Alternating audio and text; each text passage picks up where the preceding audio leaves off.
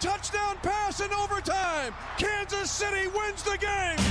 Welcome into The Drive with Carrington Harrison. Back-to-back best sports talk hosts as voted on in the Pitch magazine. Live from the Van Studios. Here's CDOT. Let's do this. Another day, another dollar, another edition of The Drive. You were listening to The Drive on 96.5 The Fan, 96.5thefan.com, and also the Odyssey app. My name is Carrington Harrison. Excited, thrilled, delighted to be here with you on this wonderful, wonderful Thursday. Today is another one of the unofficial first days of the National Football League season. Coming up later tonight, you have the Hall of Fame game between the Los Angeles Chargers and the Detroit Lions. We will talk about the Hall of Fame game, just maybe not in the way that you think we'll talk about the Hall of Fame game. We were actually going to begin today's show talking about the Kansas City Chiefs and what the Chiefs having an off day at training camp, kind of keeping you updated on everything that has happened with the Chiefs. But something more important, more pressing has come up. But before we get to that, I need you guys to do me a couple of favors. Number one, I need you listening to The Drive each day at 2 o'clock right here on 96.5 The Fan. Number two, I need you to tell one friend to check out the show. I would greatly appreciate it. Number three, I need you to stop by and visit our friends over at the other place with 5 area locations. Stop by and get yourself some hot pizza and a cold beverage. Rob, I don't know if we've ever had to do this before. Hit the button. The Drive. First to breaking news in Kansas City. This information comes courtesy of Yahoo Sports. The San Diego Padres are acquiring catcher Freddie Fermin from the Royals. The Padres get Freddie Fermin. The Royals receive right-handed pitcher Ryan Burgert. I believe that's how you pronounce the gentleman's name. If that's not, I certainly apologize. He has pitched in 11 games this season. This is his first year in the big leagues. He has made 7 starts so far in his career. He has pitched 35 and 2/3 innings, 24 hits, 11 earned runs so far this season. He has a 2.78 ERA. Now, I am not going to sit here and pretend like I know everything there is to know about Ryan Burgert. In fact, I hadn't heard of this gentleman until about 3 minutes ago. We will do our best to get somebody on from San Diego who has seen Ryan Burgert pitch that can give you a much better description of him than maybe I am going to give you. But this is what it looks like and sounds like to me. The Royals are kind of set at catcher. They're set at catcher for the present. They also are set at catcher for the future with Carter Jensen. So that made Freddie Fermin a little bit expendable. And as this team is kind of leaking oil when talking about the rotation with the injuries that have amounted, you kind of needed to do something. If you can get a 25-year-old where just simply reading his baseball card, this sounds like Michael Lorenzen to me. A guy who can start if you need him to, a guy that can be a long relief guy if you need him to, so he provides you that level of versatility. I'm just going to go out on a limb and guess that he's not making a whole lot of money as a 25-year-old first-year Major League Baseball player. If you trade an old backup catcher for a young 25-year-old starting pitcher / relief pitcher, hard to say that's not a bad deal for you. I can live with that if you're the Royals. Is this maybe the big swing that you wanted the Royals to take at the deadline? Certainly not it. But if you were going to trade Freddie Fermin, I think everybody realized that you weren't going to get back a magical prospect or big leaguer in return. This fills a need for right now and somebody who could potentially factor into their more long-term plans. This is a good trade for the Royals. You've got a guy in Freddie Fermin who's your backup catcher, but you already have his replacement. You got to get through the next 2 months. You got Salvador Perez that can certainly catch if you need him to. You got Carter Jensen in your system that you think at next year will be on the Kansas City Royals. Freddie Fermin was a little bit expendable. So let's use Freddie Fermin to fill a void that we currently have on our team as our pitching staff is leaking oil a little bit. So you get rid of Freddie Fermin, you get something that you need in the short term. It seems like a win-win for everybody. So my initial reaction is good job by the Royals. Maybe they make another move coming up in the next hour or so related to the deadline. But if they do, I think it's going to be pretty much in this vein of player acquisition.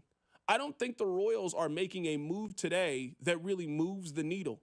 both positively or negatively. I don't think they're trading away somebody that is really important to the fabric of who they are. I don't think they're adding somebody who is really important to the fabric of who they are.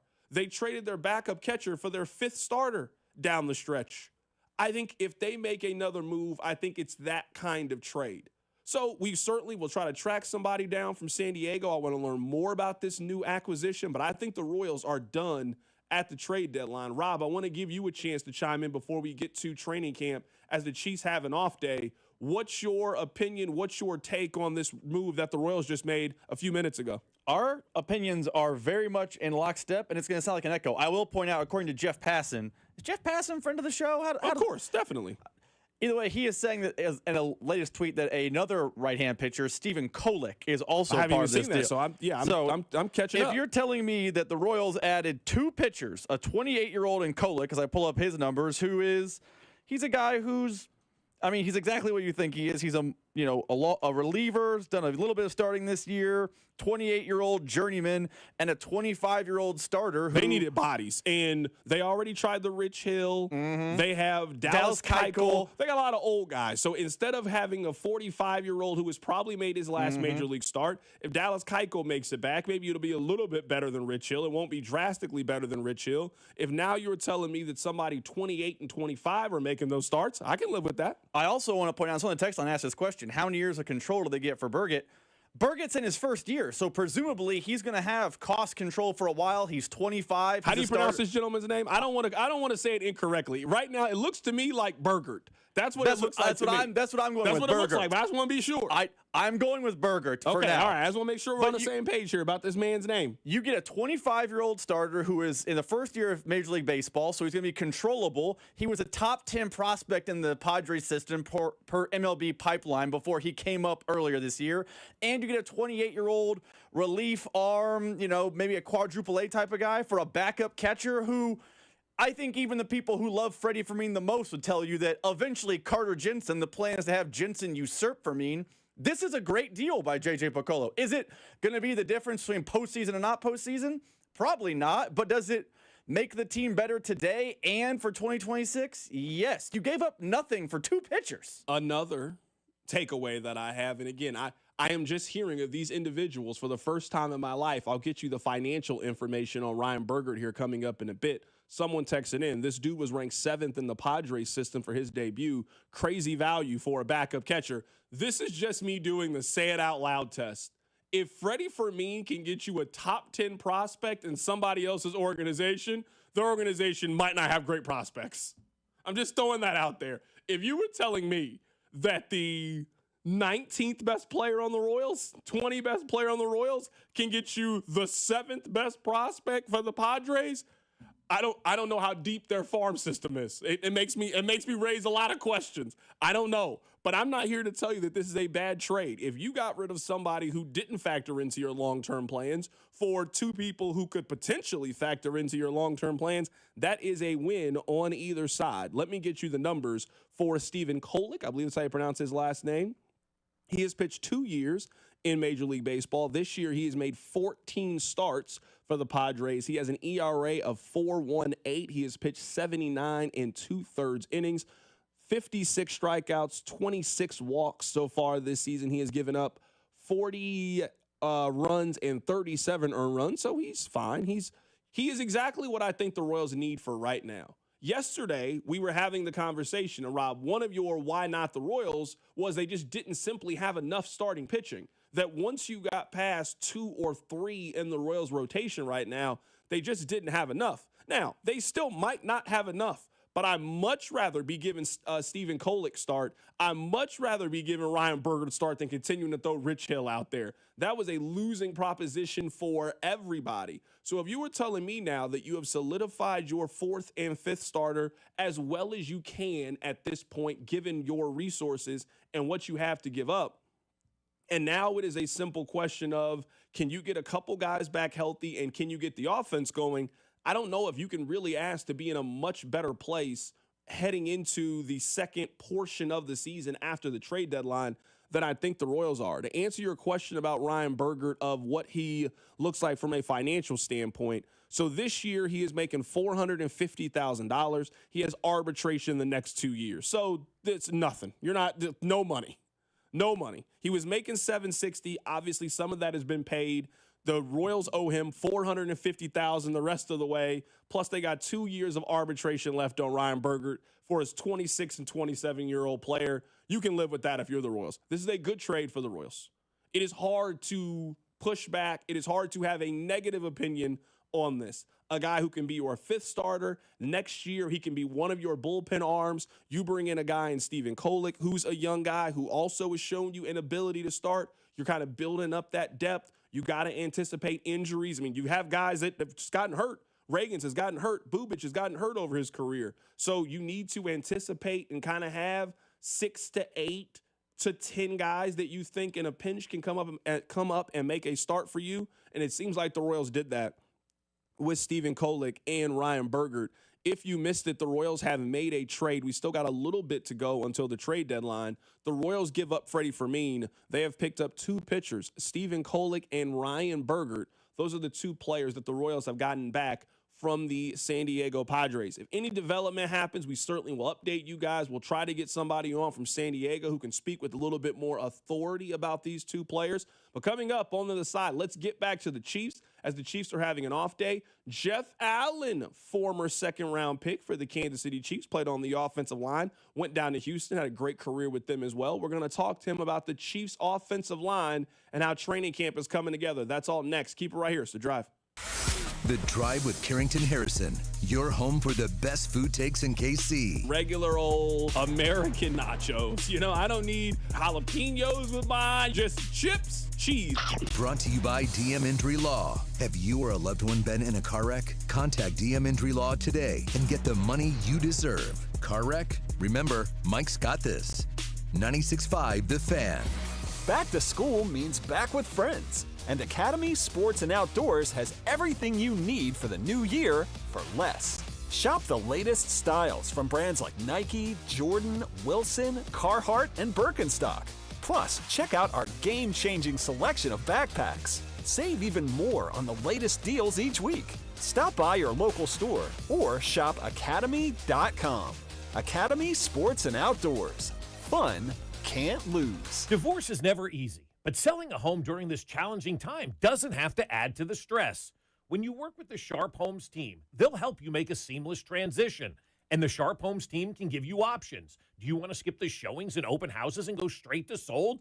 Contact them to discuss their instant offer program. In fact, contact the only agent I would trust if I needed to sell my home. It's Dawn Sharp with the Sharp Homes team, brokered by Epic Realty. Just Google Sharp Homes team. It's Dawn Sharp and the Sharp Homes team. 2 years ago, Bobby Carpenter completed treatments for knee pain at QC Kinetics. So we're checking in with the former college and pro football player to see how he's doing. I've been asked a lot, like, how long does this last? How long does it work? I go, I've had mine for a couple of years, and everything feels very good. It feels just as good as it did when I started to turn the corner. Bobby's an active husband, dad, and business owner. That's why 2 years ago, he heard about QC Kinetics, the nation's leader in regenerative treatments, and he knew he could trust them for his chronic knee pain. And thankfully with QC Kinetics, I was able to go through this, and my activities are the same as it was. I'm able to coach my kids in sports. I can play golf. I can go run. QC Kinetics patients like Bobby don't miss a beat. No surgery or rehab, just freedom from debilitating joint pain. Ready for lasting relief from joint pain? Call QC Kinetics today for your complimentary consultation and see if you're a good candidate. Call QC Kinetics, 816-412-6299. That's 816-412-6299.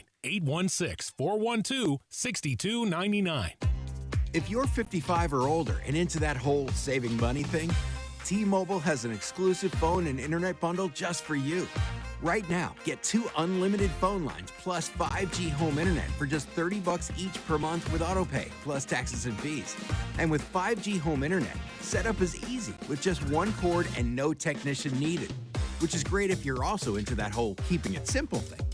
Switch now and experience the best mobile network in the U.S. Visit your local store to start saving. T-Mobile, it's better over here.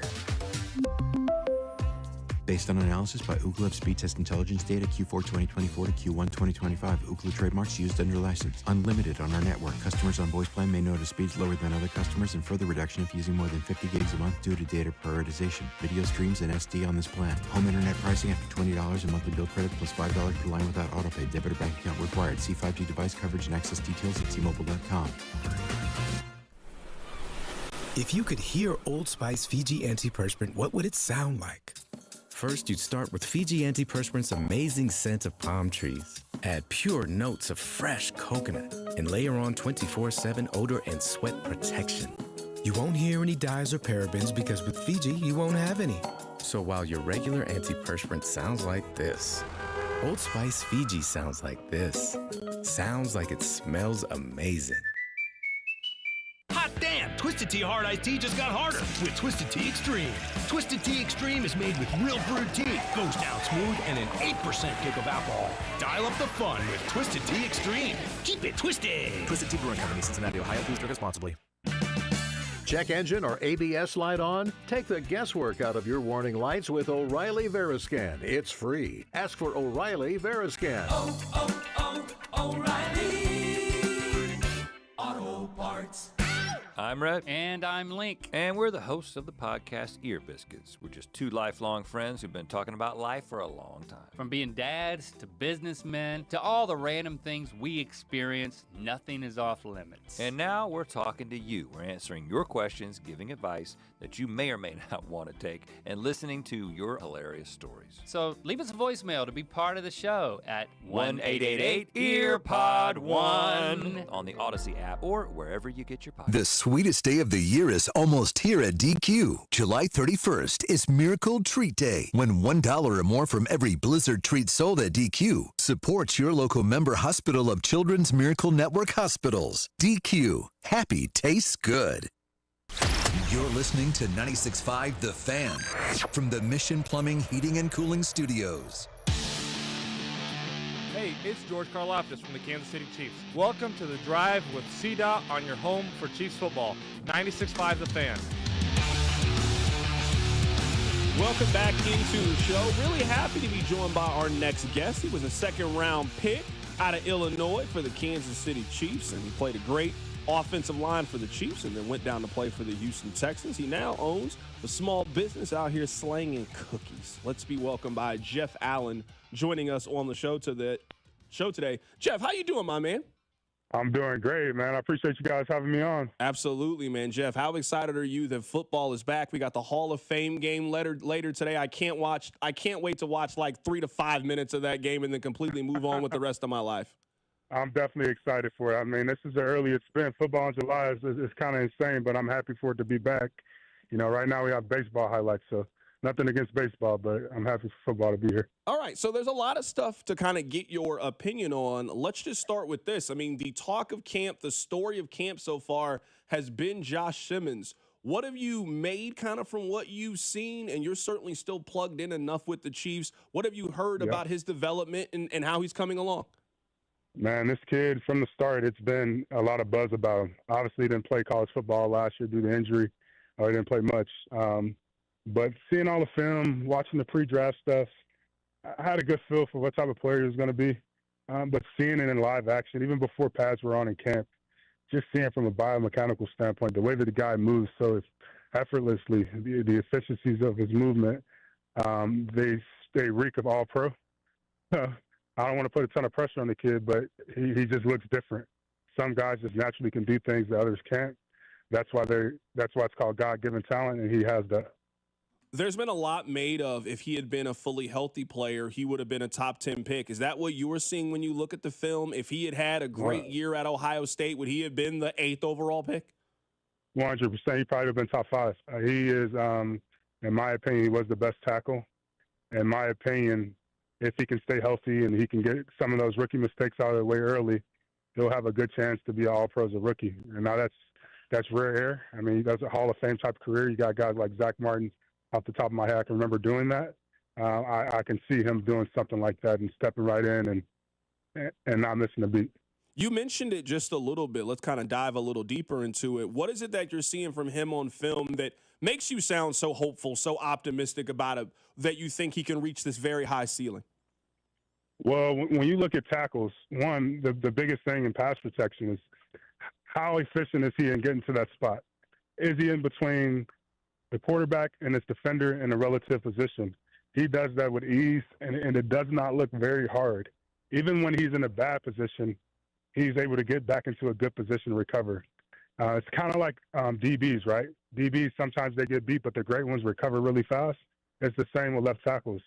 And this kid does the same thing. He's mean, strong. I mean, you see in one-on-ones, when you look at one-on-one pass rush, that is not a drill designed for offensive linemen to win. Like, I don't take that with a grain of salt. I don't look at that if an offensive lineman loses that drill and says you can't play. But if he can win that consistently and never lose, one guy that I played with, Rodney Hudson, he never lost one-on-ones. I probably could count on one hand the number of times I saw him during my career. And in games, he never lost. It's going to be the same for this kid. Right now, we're talking to Jeff Allen, played with the Chiefs, played with the Texans, getting his thoughts on the Chiefs' offensive line that has really turned into the story so far at training camp. Jeff, you are a perfect person to ask this question to, as you were once a rookie offensive lineman in the league. What is the biggest adjustment that you need to make coming from the Big Ten and playing at a really high level to now going up against pros every day? The biggest adjustment is there's no off week. And college football, I mean, if you're a guy that's a high draft pick, usually you're far and beyond a better athlete and a better player than the guys you're playing week to week. Maybe there's one or two games a year where you're playing another NFL type of guy. But in the NFL, it doesn't matter if he's a household name or he's just a backup or a guy on the roster. He's a guy, right? Everybody was the best on their team. Everybody is a really good player. So there's no let up. And then from a educational standpoint, understanding the game, being a student of the game is very important to get the edge. The margin for error is very thin, and there's only truly going to be one or two plays that decide the game. You don't want to be that guy. And as a rookie, unfortunately, you know, they are learning on the fly, especially if they're playing early. So they have to, you know, get tested through the fire. I think it was Will Campbell who had this quote when he was back at LSU where, you know, if you get one sack a game, you're a Hall of Famer. If I give up one sack a game, I end up working at Amazon. And I thought it kind of perfectly encapsulates the pressure that offensive linemen are on where you can't make a mistake. And that one mistake, as you just alluded to, that's the difference in winning and losing in the league. Yeah, definitely. And we definitely feel that pressure early in our careers. It's going to be up to those veterans and the coaches and even Josh himself to gain that confidence. And that just comes by trial and error. I mean, you got to give the kid grace. There are going to be some times where he doesn't, you know, look the best. But you're going to see those moments. He's going to consistently build on those moments, and that's how you become the type of player that he has the ceiling to be. And I really think he can get there. Just seeing what I see, I saw a clip where he came down on a slide protection, his feet crossed over, he was in a weird, awkward position, and he flipped his hips like a DB and got back in the perfect position. I don't see many guys being able to do that, and he's so quick. So he's going to make some mistakes, but I have confidence that even with those mistakes, he'll fix them. There really aren't too many people that I can ask this question to, but you played in the league. You know what you're talking about when it comes to this. When you watch his footwork, when you watch his movement, is there an offensive tackle that he reminds you of? Trent Williams, without a doubt. And the biggest thing that makes him comparable to Trent is the efficiency of his movement. Trent is a really freak athlete, so is Josh, but they make it look so easy. I'm telling you, being able to get out of your stance and meet a defensive end at that spot or that injunction between the quarterback and yourself, it's not easy to do. That's why you see guys get beat off the edge. They can turn that corner. But with Josh and Trent, you never have to worry about them getting beat around the corner. So you're going to have to run through him. You're not going to be able to go underneath him because he's in the perfect position every single time. So he creates a one-way go. That's why you see in these one-on-ones and a lot of the drills, most of the time, these defensive ends are going to have to run directly into him. You're not going to – he has really great hands. You're not going to beat him with a hand fight. You're not going to beat him underneath because he's in good relative position. So the only way to get to the quarterback is you're going to have to go through him, and he's a strong guy that can anchor. So good luck. Last Simmons question, and then I want to talk to you about the other offensive linemen and how you think the configuration is going to go. Have you been in a training camp fight before? Yeah, definitely. I've been in a few of those early in my career. You would do it, and because you're really aggressive and you want to prove yourself. But the older you get, you don't want to waste your energy. I heard somebody say that Reed's stance on this is if you have enough energy for a fight, you have enough energy for another rep, and he'll quickly make you go through the drill again, which then is a deterrent for, I don't want to be out here fighting. Oh, definitely. And in Andy Reid's camp, you want to conserve every bit of energy you have. He's definitely old school. And the second you can realize that, the more you'll be willing not to fight. How valuable is that? Because, over time, I think we've seen that different coaches kind of have a different mentalities towards things. Like I look at the Rams. The Rams do joint practices. They don't really take the preseason games as important. The Chiefs kind of run, I would say, a more traditional kind of camp where they do play starters in the preseason. They do kind of get after it a little bit more. How important is that in terms of preparation and ramping up to once we get to September to kind of have that level of physicality? I think it's very important, and I'm a full believer in what Andy Reid does.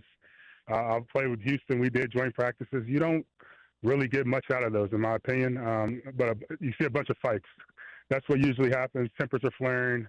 You're not really getting good work in. But I think if you keep everything in-house, you prepare as a team, you use that preseason game as the opportunity to showcase what you've been doing in practice, that's the best way to go about it. Very much a necessary evil. I think I wasn't the guy that loved training camp, but I definitely understood what it was for.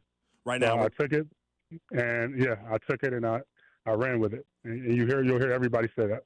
Right now, we're talking to Jeff Allen here for a few more minutes, just getting his thoughts on training camp and the Chiefs' offensive line. Let's move over to the other offensive line question.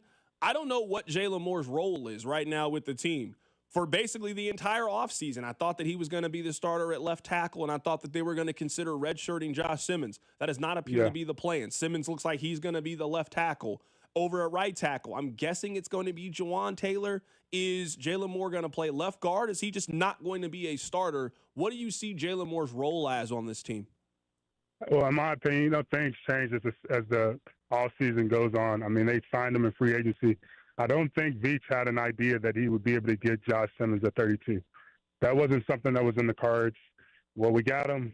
Now you know he's going to be a cornerstone guy. Leave the kid alone. Let him figure things out over there.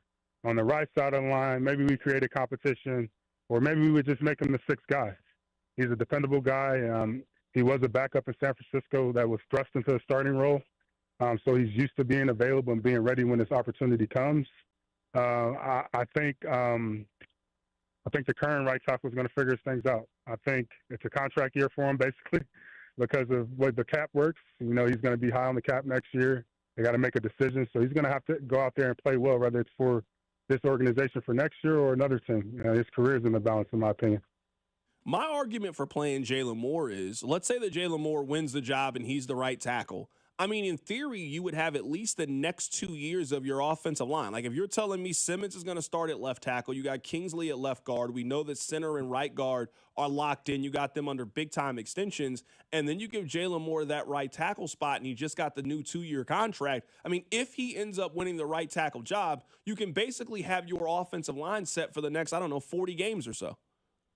Yeah, I agree with that. But just from a personnel standpoint, you got to think about this. If you put him at right tackle, what's Jawan going to do? Is he going to be the swing guy? Yeah, he could be the swing tackle, but Andy typically likes that sixth guy to be able to play tackle and guard. And I think Jalen can do both because it saves your roster spot on game day. So he's probably thinking along those lines. That's just my personal opinion. No, and that makes a lot of sense. It seems to me rather rare, rather unique to be able to, ask what the Chiefs could potentially be asking Jalen Moore to do. Either start for this team at right tackle, maybe not be a starter for this team, or maybe he wins the left guard spot and Kingsley Suamataia goes to the bench, and now he's your sixth swing tackle. Like, it seems like there are 3 roles that are completely defined, and maybe you would argue 4 with Jawan Taylor on that right side, and he's just going to be the right tackle. But it seems like there's a bunch of different combinations this could go. There is. I think they're going to figure it out fast. Andy Reid likes to solidify that offensive line early in camp. That way he has the best 5 guys in there, and they can gel. Right, everything about offensive line is about continuity. It's 5 different guys, but you're really one heartbeat. So the second that you get all 5 guys on the same accord and they understand who the guys are going to be, the second the communication can be better, the smoother it could be. and then we can fast track this thing and be the best possible offensive line. Jeff, last question here. I just want to get your, I guess, kind of general NFL thoughts. Give me a team that you think is a little bit overrated at this point in the season. Give me a team that heading into the year you think is flying in under the radar, a team that's going to be much better than people expect. I'm going to go with underrated. I mean, I wouldn't say underrated because a lot of people can see, the writing on the wall with this team. I think Washington is going to be a really good team. I know the NFC East, has the reigning Super Bowl champ with the Eagles. Obviously, you got the Cowboys. I'm down here in Dallas. That's all people talk about. But I think Washington is going to make some noise this year. Overrated, I mean, I always think the Bengals are overrated. I know they didn't make the playoffs last year, but there's always talks of that. And then not San Diego, they're LA now, Chargers. They talk about them winning the AFC West every single year. They're always the preseason champs. Obviously, Harbaugh is a great coach. You got a great quarterback in Herbert. But for some reason, they never put it together, and I don't see it changing. Jeff, before you get out of here, instead of me plugging your business, I'm going to give you the opportunity to plug your business and tell people why they need to buy some cookies from you. Well, quite simply, you need to buy the best cookies in the world and take it from an offensive lineman. I didn't get this big on accident. You follow us on Instagram, X, Facebook at Cookie Society. You can visit us at cookiesociety.com. We ship nationwide. We have 5 brick-and-mortar locations in the DFW area, and I'm looking to expand nationwide, so look out for us. That is Jeff Allen joining us on the show today. He was drafted in the second round out of Illinois to the Chiefs, also had a great career with the Houston Texans. Happy to come on today and break down the Kansas City Chiefs offensive line. Jeff, you had a great career, man. You're having a great post-career, man. Really happy to have you on the show today. I appreciate you guys. Y'all have a good one. Thank you, Carrington. Absolutely. That is Jeff Allen joining us on the show today, just giving us his thoughts on the Chiefs' offensive line situations. I will say this. You cannot be higher on a player than he just was on Joshua Williams. He compared him to Trent Williams. Or Josh Simmons, excuse me. He compared him to Trent Williams. Trent Williams is a first-ballot Hall of Famer. He is the best left tackle of his era. That's who he compared him to, Trent Williams. You can't have much higher praise of a person than that. So I think that's big. And this is from somebody, I know Jeff Allen, I'm saying fairly well. Doesn't really speak in hyperbole. If that's what the tape is showing you, hey, this kid's got a chance to be really good. If he had been healthy, he'd have been a top 5 pick in last year's NFL draft. You can't sing a praise of a player much more higher than that. Trent Williams, without a doubt. And the biggest thing that makes him comparable to Trent is the efficiency of his movement. Trent is a really freak athlete, so is Josh, but they make it look so easy. I'm telling you, being able to get out of your stance and meet a defensive end at that spot or that injunction between the quarterback and yourself, it's not easy to do. That's why you see guys get beat off the edge. They can turn that corner. But with Josh and Trent, you never have to worry about them getting beat around the corner. So you're going to have to run through him. You're not going to be able to go underneath him because he's in the perfect position every single time. That was Jeff Allen joining us on the show. If you missed any part of it, I would highly encourage you to check it out on the podcast page. Rob, let's get back to baseball here, and we'll kind of bounce back and forth throughout the course of the day. We'll try to get somebody on from San Diego. The Royals made a trade. They have traded Freddie Fermin. They have gotten 2, I don't know if pitching prospects is the right way to put it. We're talking about 2 guys that currently are in the major leagues, but guys who are very early on in their major league careers. What do you think the trade deadline says about the Royals as an organization? At the deadline, a lot of people thought they were going to trade Seth Lugo.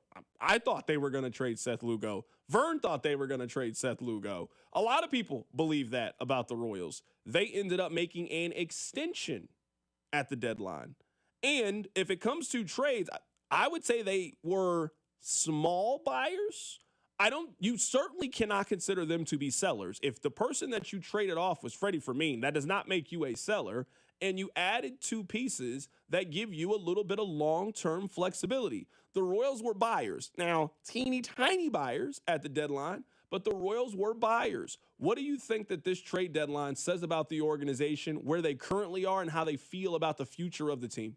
I think the deal they've made and the deals they have made, I guess. Let's include Frazier, I know, on a deadline deal, and Randall Grichuk, and now the Fermin for the 2 pitchers from San Diego deal, kind of all signal to me the state of the Royals franchise. They are fine. they're not bad enough where you should be waving the white flag and having a yard sale of people today. You should not be in full-on sell mode. You should not be hemorrhaging players. Like, I believe the Royals are a better team than the Twins. You're watching the Twins for the last couple of days burn it down and restart. I think the Royals are a better team than that, so they shouldn't be selling everything. But the other side of that coin is I don't know the Royals are good enough to go all in. It's an extreme example, but look back at 2015, They made the big trade to go get Ben Zobrist. They made the huge trade to go get Johnny Cueto. They were all in. We're one of the best teams in baseball. We're cashing our ticket. It's go time. They are not that either. So I think what you're seeing and what you will see the rest of the day between now and 5 o'clock when the deadline ends, the Royals are going to make small moves. They're going to make moves that improve the roster both this year and next year, but it's going to be in the margins. Randall Grichuk, we had the guy on from Arizona on Monday. He's a guy that it's a cheap contract for this year and next year. He's a guy where you can maybe be like, all right, you have an outfielder locked in. Both the Freddie Fermin deal today. Both pitchers help this year and are going to be on the roster next season. That's both this year and next year. Like, I think those are the kind of moves Royals are going to make. Let's get marginally better in 25, and then in 26 we make a big move in the offseason, but these little moves start to add up. I think it just shows they are a team in Week 12 of the NFL season who's 6-6. That's what the Royals are. I think that's a fair analogy for the Royals. I would say more than anything, it just makes me very curious. The Royals at the deadline did not really address what their big issue is. Now, I didn't really expect them to do that. I would argue that they didn't really take many steps in that direction. Again, perfectly fine. If you're telling me that for 2026, you now have somewhere between 6 to 9 names, and we're going to pick the best 5. We also are prepared if an injury happens, that we're not behind the 8 ball. We needed to kind of stockpile and get our kind of 4A talent together. I think that makes a lot of sense. But we all know what the big problem is for the Royals. So I want to know, and maybe we get that answer from J.J. Piccolo, maybe we get it from Sherman, and maybe it is simply a time will tell. How do the Royals plan on addressing what their big problem is? Their bottom 5 in baseball offensively. Randall Grichuk is not helping you get out of the bottom 5 offensively. If the Royals take a big step in that direction, the Royals can be really good next year. They are building a starting rotation. They are building depth in their bullpen. They are building a team that could win 90 games next year. You cannot win 90 games with the offense that they currently have. So I think more than anything, it has shown you that the Royals are, A, willing to spend money. They just spent money on Seth Lugo when they didn't have to spend money. It also shows you that the Royals are willing to wheel and deal. They just made a move. I mean, I think it shows you the aggressiveness and sort of forward thinking by the front office, which is exactly what you need. But they still have a gaping problem that needs to be addressed. So I'm really anxious. I'm very curious to see how they address it and how they position themselves in 2026 to make a serious run, not for the last wild card spot. How do you end up being one of the 3 to 4 best teams in the American League? That's a team that could really make a run. That's a team that could make some noise in the postseason. I agree with you for this year, but I think the Royals are showing you with their moves that their big move, their big swing to fix their offense problem is happening in December. Like, I don't anticipate they're going to make a move in the next 2.5 hours, and maybe I'll look wrong, that me and you stop the show and we say, hey, no more Nate Taylor. We're going to talk about whoever the deal is. Hey, we're not doing it's all Royals all the time. I don't think that move is coming on July 31st. I think on July 31st, they are trying to just do enough to get to the finish line while staying in the race. And maybe you get hot and you do what the Tigers did last year and you roar to the 3rd wild card and it's a fun August, September. But the big move, the move you're talking about, what will JJ and John Sherman signal that they're serious about winning move? I think that moves in December. I think that moves in January. I think there is a day during the Chiefs postseason run where we're doing, hey, Royals baseball because they just went out and did blank. I do not know that move is coming today, nor do I want it to come today because I don't know they have the horses to get that deal done, especially now that it feels like Carter Jensen could be up at some point this season. Text line 913-586-7965. The Royals have 41 players on a 40-man roster. I assume we're not done. Let's let JJ cook. I mean, they're going to make another move. I just don't think it's going to be a big move. That's maybe my point.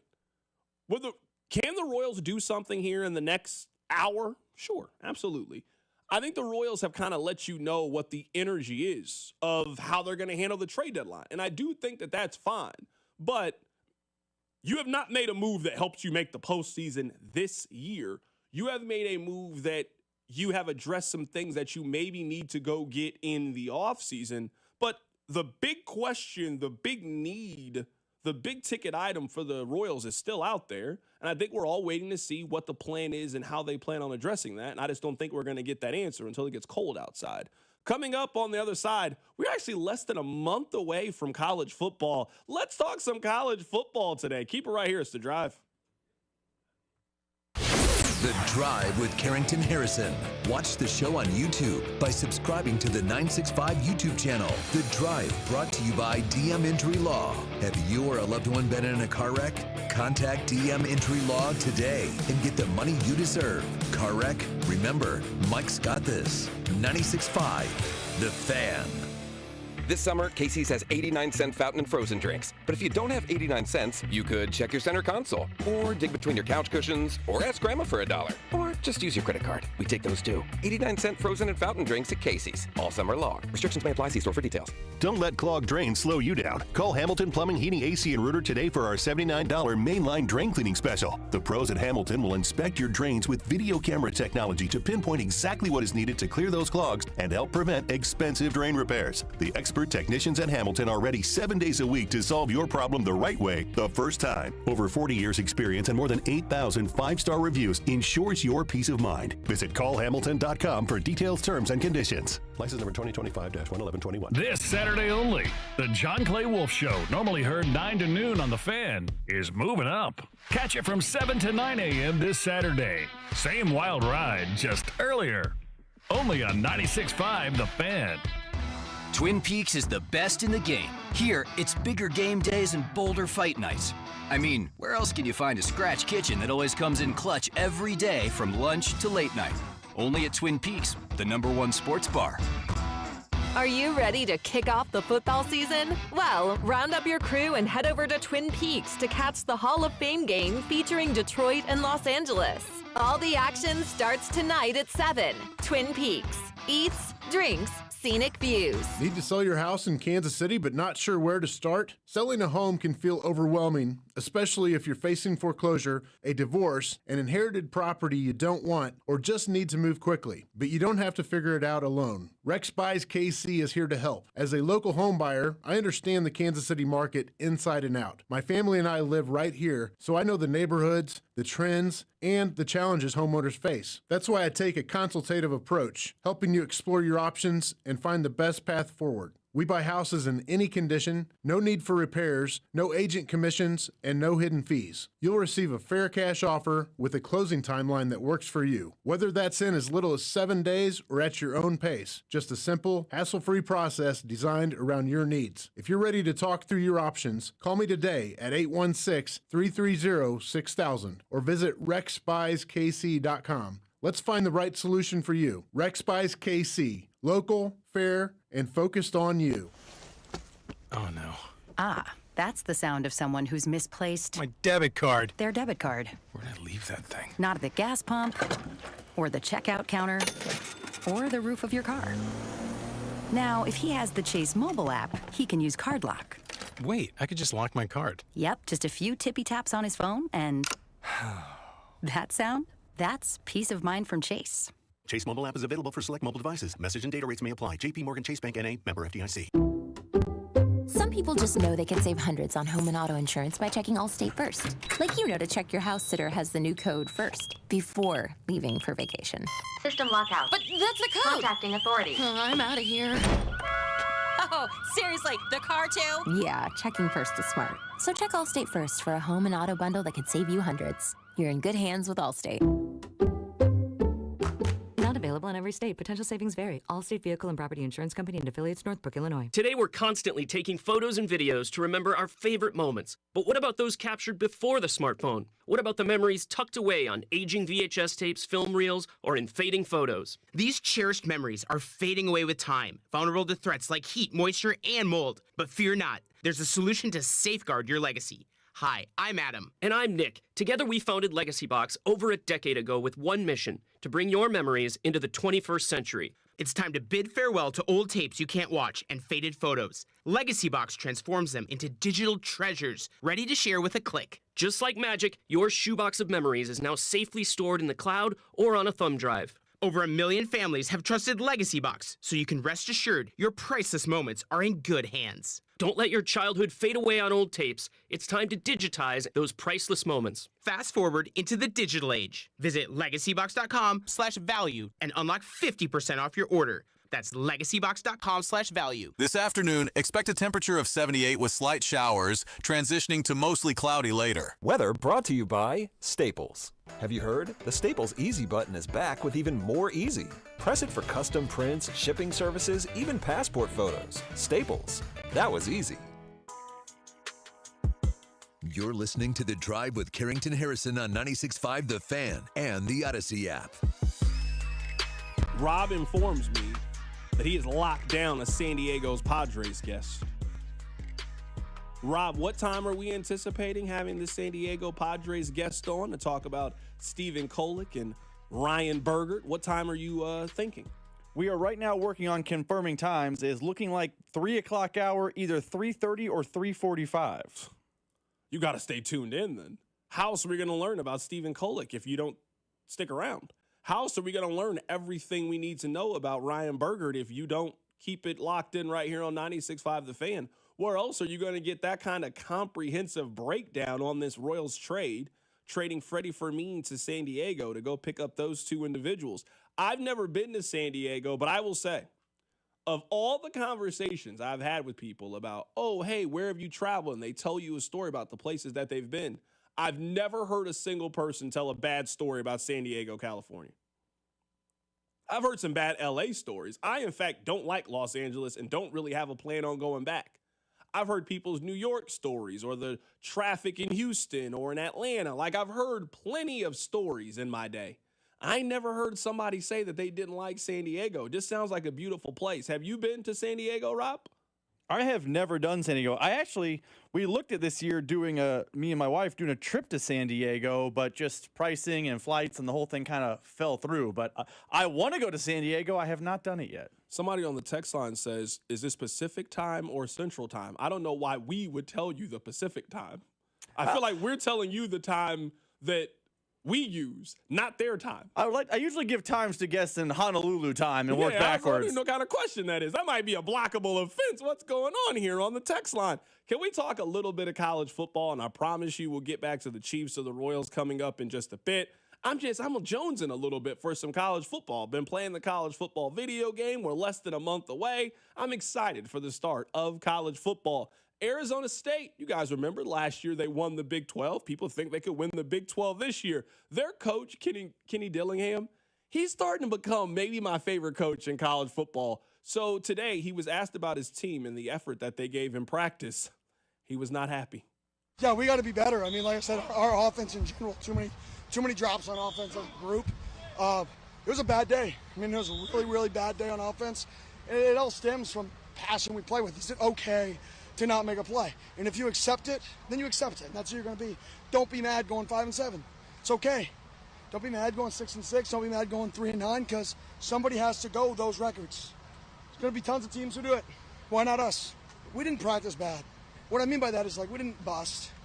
We didn't MA. We threw one pick. Like, we didn't practice bad. We didn't practice with passion. We didn't care if we scored a touchdown. We didn't care if there was an interception, right? We didn't care if somebody made a great play for most of practice. We were just out here practicing. And to me, the best teams, it matters all the time. You want to win everything. And today we didn't have that mindset. We didn't want to win. We wanted to practice. And those are two different mindsets to me. You right? Good practice of complacency. It was a good practice for a bad team. It was an average practice for an average team. That's what today was. I'm sorry. I like that guy. That's how I want my coach to talk about a July college football practice. I mean, it wasn't bad. It just wasn't good. This is a good practice if you're trying to go 5-7. That's the kind of energy that I want my coach to have. Whenever the next big coaching job comes up, because it always comes up, Kenny Dillingham should be at the top of the list. He won the Big 12 with Arizona State. They think they could win the Big 12 again. Just come into your league, win it. Gave Texas everything they could handle last year in the college football playoff. In fact, that was one of the best college football playoff games that we had was Arizona State against Texas. I like that guy. I want that guy to be the college football coach for my team. What an answer. That's the kind of answers we expect. When you guys are like, oh, well, I mean, I don't know what you expect them to say. That's what I want them to say, a real answer. Hey, our team wasn't good enough today. It's my job to get them there. We got time. We'll figure it out. That was good. That was a really good answer by Kenny Dillingham. College football's right around the corner. I want to play something else for you guys. So Jameis Winston, who is kind of in the NFL, but kind of not in the NFL. I don't know what's going on with Jameis. Like, he's on the Giants, but he's doing all this media stuff. It's like he knows that this ride is coming to an end. So Jameis Winston went on the Pivot podcast, and Jameis Winston is telling us the story that all of us were able to put 2 and 2 together. You guys remember back when he was in Arizona State, he got in trouble for the crab legs. He then tells us the story of what happened with the crab legs. It was a whole, miscommunication of how it happened. And I had to do in terms of, talking to compliance people at Florida State so I would not get suspended. And I would not lose no time at Florida State. So that is why I had to confess up to saying that I did something that I did not do. And that's the most simplest terms that I can put you. And I would tell you, the very next year, a young man out of Villanova was talking about how he was starving and this, that, and the other. And we started to get food vouchers and started to get automatic snacks and stuff in college. So I just consider myself a pioneer to opening up the NIL for all these other players. That Florida State has a history of having the hookup and then somebody turning on them and then they just going white and then they blame it. And then they blame it on the player. And they blame it on the player. But I had to take that one because I didn't want no games or anything coming from me. But again, that's another one of those decisions, right? Where when you look at the grand scheme of things, okay, if it was free, okay, when it was free, okay, just because you're able to do that doesn't mean that you're not able to not get the consequences when somebody inside the store say that you did do that. I know that the NIL is out of control, and I do even wish, and I am all for the players getting paid. I do wish we put a little bit of our arms around these things. I am happy that we moved past this in college athletics. It was always clear to me what happened with Jameis Winston. We know what happened with Jameis. All the Florida State players knew, if you want something to eat, go down to this grocery store, wink, wink, they'll take care of you. You went in there, you got what you wanted, you waved at the manager waved at you, you got your food, you walked out of there. And we all knew that's what happened in Florida State. Somebody maybe didn't know the setup and the way that it was supposed to go, told the wrong person about it. Now we got Jameis on camera. It looks like he's stealing. He could be the one to say, wait, we all do this at Florida State, but no, he held it down. This same attitude took a Heisman Trophy away from Peter Warrick. You remember, Rob, back in the day, Peter Warrick got in trouble for getting the hookup at Dillard's. I assume he was involved with some young lady who was just punching in a little discount code to help Peter Warrick stay fresh on campus. Somebody snitched, and they took the Heisman away from my guy. I'm just happy that we're past this era in college football. That's what I am. I mean, we all know this happens. Come on now. Rob, you went to Kansas. You haven't seen KU players get the hookup at a certain place? You want me to think that Sharon Collins had a tab at the local establishment? That's what you want me to think? No, of course not. You think he was paying for pizza shuttle? Of course not. But we couldn't say anything back in the day. Now we can just talk about it. Now Avery Johnson can just ride around in Manhattan with the $200,000 sports car. And this is the way that it goes. This is certainly better than the old way. I'm going to tell you that. It's definitely better. I am all for, I want more Jameis Winston stories. That's what I want. I want every day leading into the college football season, I want Jameis Winston to tell me a new story about something that happened when he was at Florida State. But I thought it was always very obvious what happened with the crab leg story. That seemed the most, he walked in there like, if you're planning on stealing, you don't do it the way that he did. He had on like flip flops, like picked it up, and then just like walked around like it was cool. Because I'm guessing that it was cool until it wasn't cool. I mean, I'm happy we talk about this openly, but I still find the crab legs thing, the fact it was crab legs that made it funny. Also, you're right. I don't know what Jameis is doing. There were other things that Florida State Jameis did that we had problems with societally. 100%. We can laugh off the crab legs one now, but he's now a likable figure, but there were other things at his time in Tallahassee that we go, rut-row. I mean, he's banned for life for using Uber. I mean, just imagine what you got to do for them to tell you you can never use Uber again. Ever. You're in Vegas. No, you got to walk everywhere.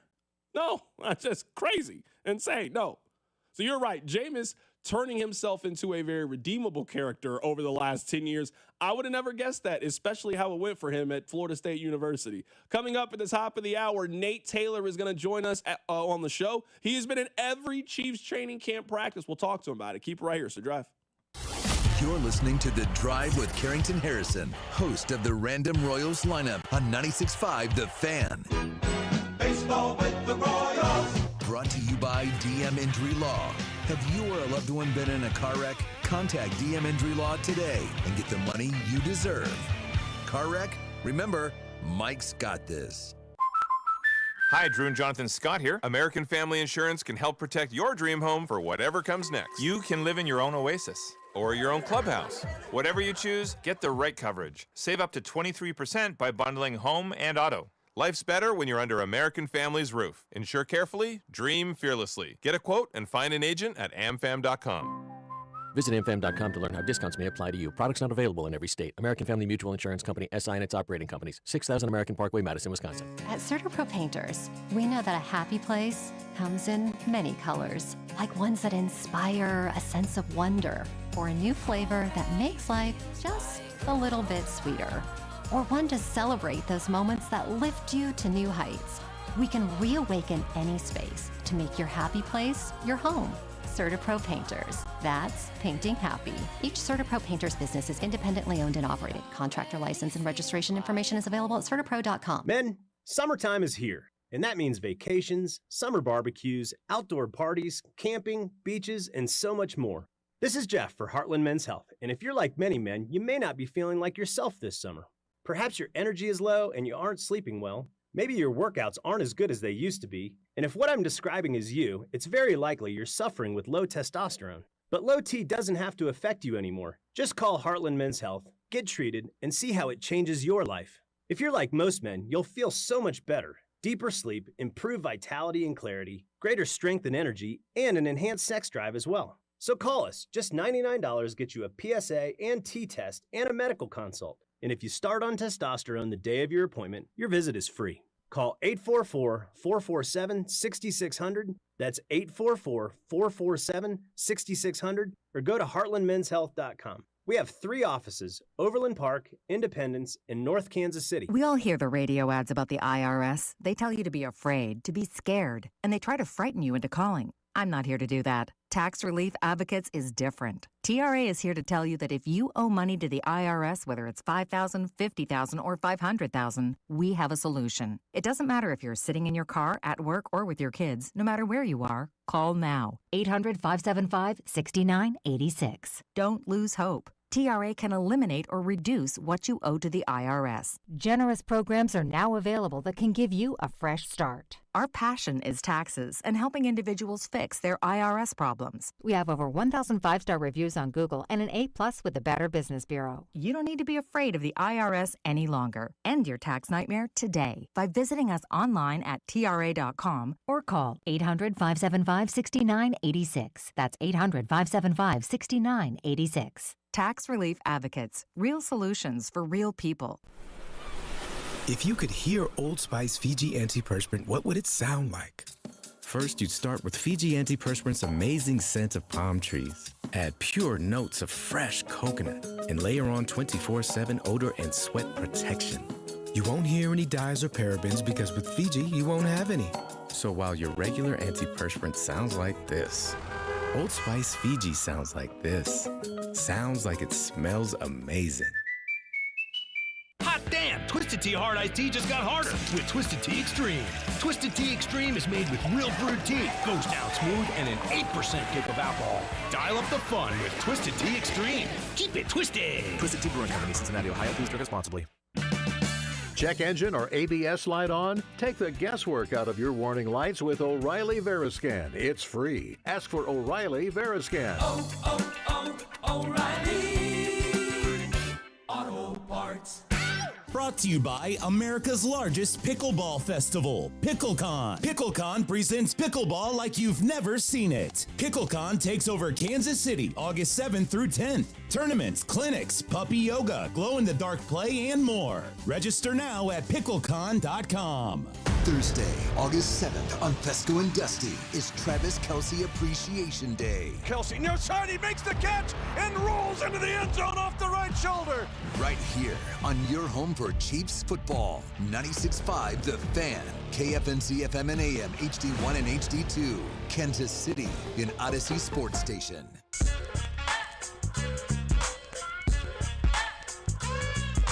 Let's head to the phone lines right now to be joined by Nate Taylor. He used to work at The Athletic.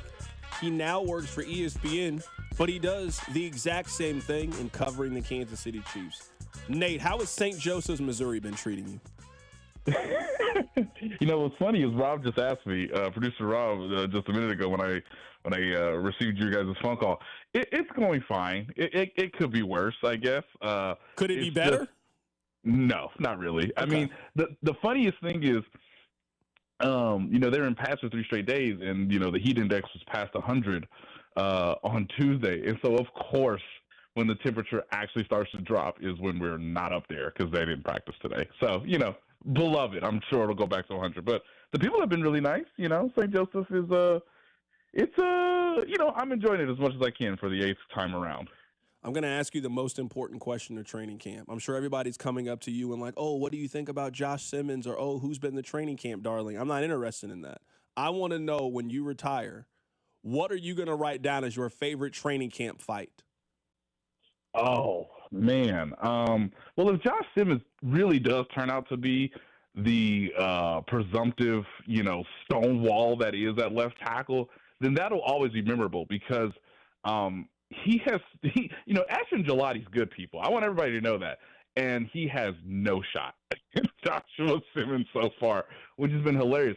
There was a couple years ago, if you remember, where Andrew Wiley got into some fights, and I was like, ooh, you don't really see offensive linemen under Andy Reid get into, some tussles. And then, of course, hey, bud, I've caught the ball. The rep is over. Don't punch me. Don't punch at the ball. I'm a Hall of Famer. Don't do this to me.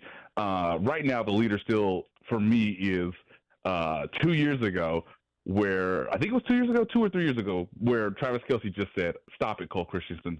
Stop it, okay? I will swing on you. And I'm Travis Kelce. You're Cole Christensen. Stop it. So that was really funny. I mean, I think DiCaprio Boodle, if people remember him, he got some fists from Travis Kelce.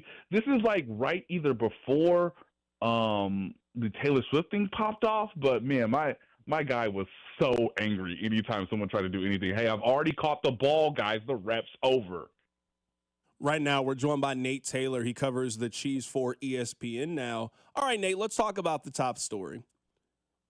Take us through how we go from Jalen Moore being their big swing in free agency to them giving him $21 million. He was Trent Williams' replacement, and now he is ready to be a starting left tackle in the league. It's his turn. They then get Josh Simmons. I think we all were like, hey, I don't know if Josh Simmons is going to be fully ready yet. You and I were talking about this potentially being a redshirt year. To now, it is not even a question anymore on who their left tackle is going to be. When they play the Los Angeles Chargers in Brazil coming up in, a month from now, Josh Simmons is going to be their starting left tackle. Or how do we get here, I guess, is maybe my initial question. So it's a great question, and I want to remind people how fast this has happened because training camp basically started 10 days ago, right? Andy Reid said, hey, welcome to camp. Welcome back, everybody.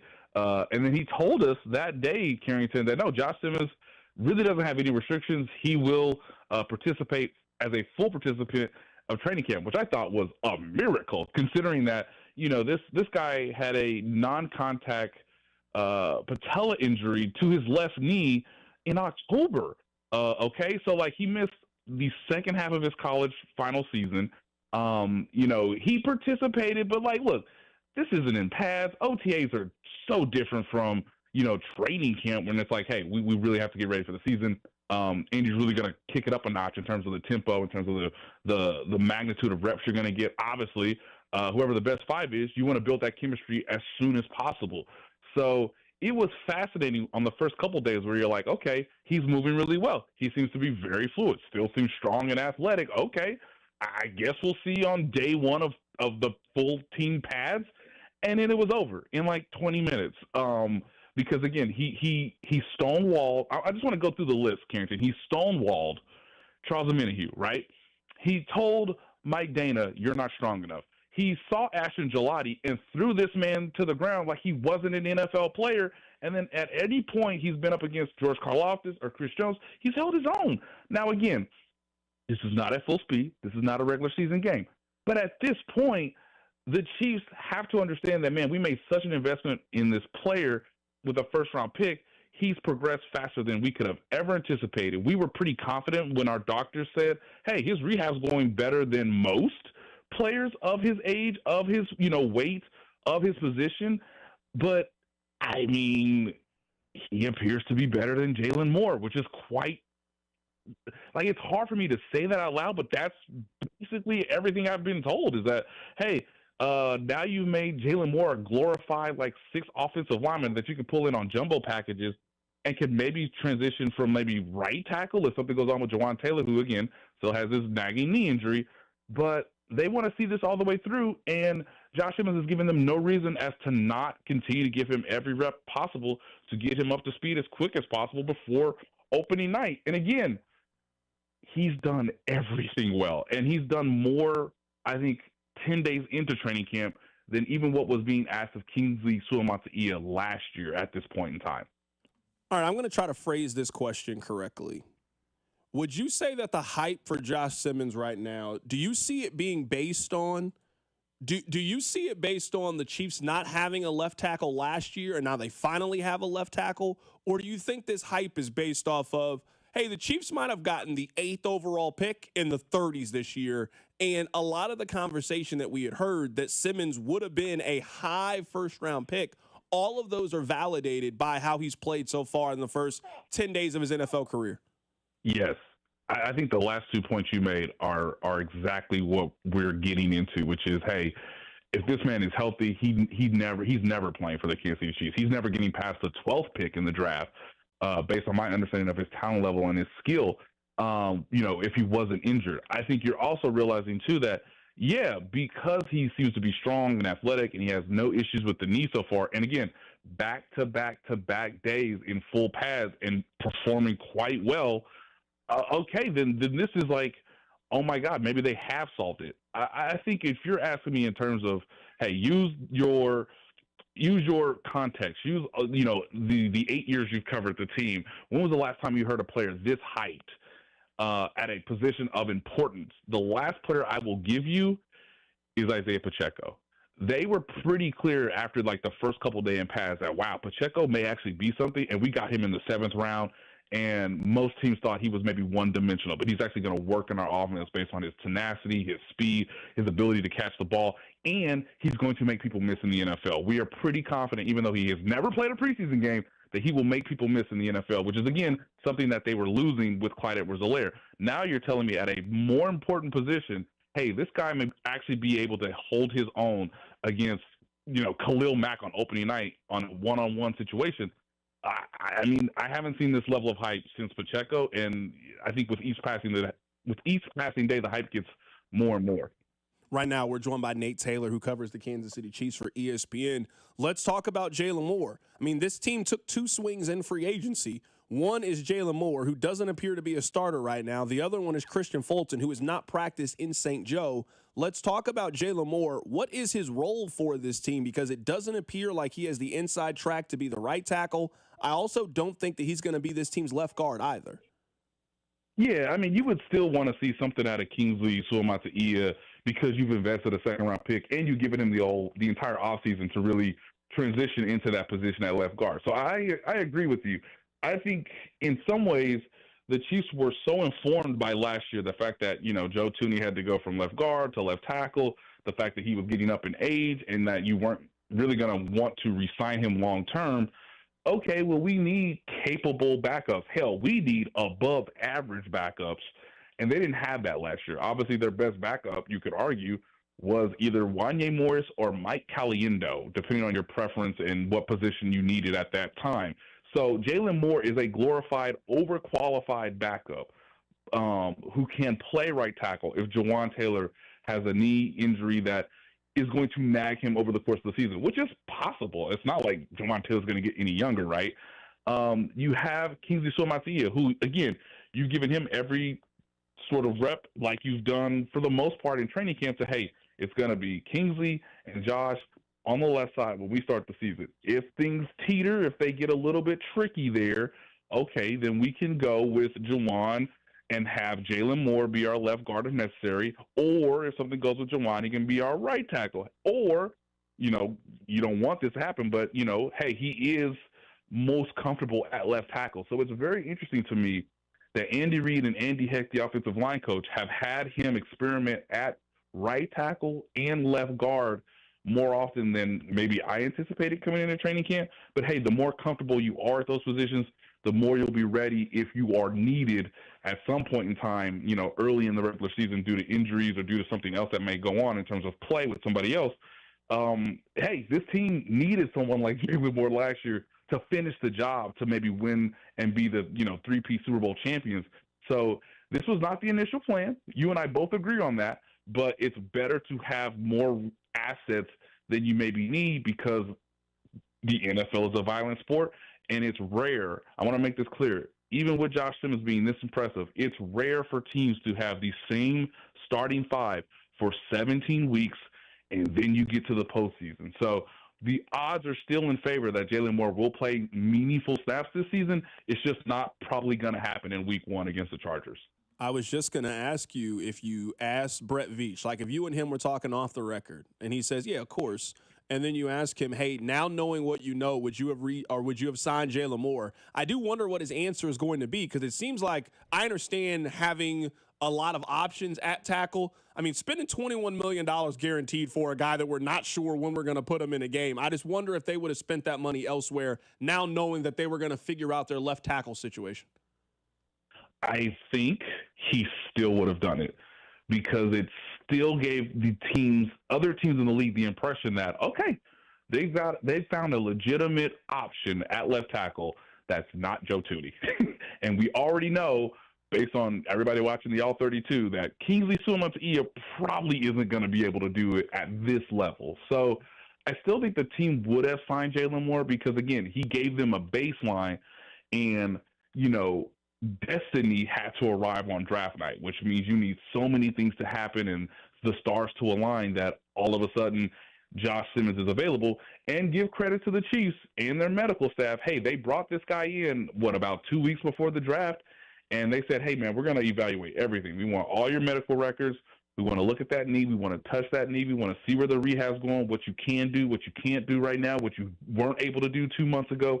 We want to be able to see everything. So they did their due diligence. They did their due diligence more than maybe half the teams in the league because half the teams in the league just put a red flag next to Josh Simmons' name and said, we can't really take him in the first round. Maybe we'll reevaluate it on night 2 if he's still there. Well, the Chiefs traded down and still got him with the 32nd pick.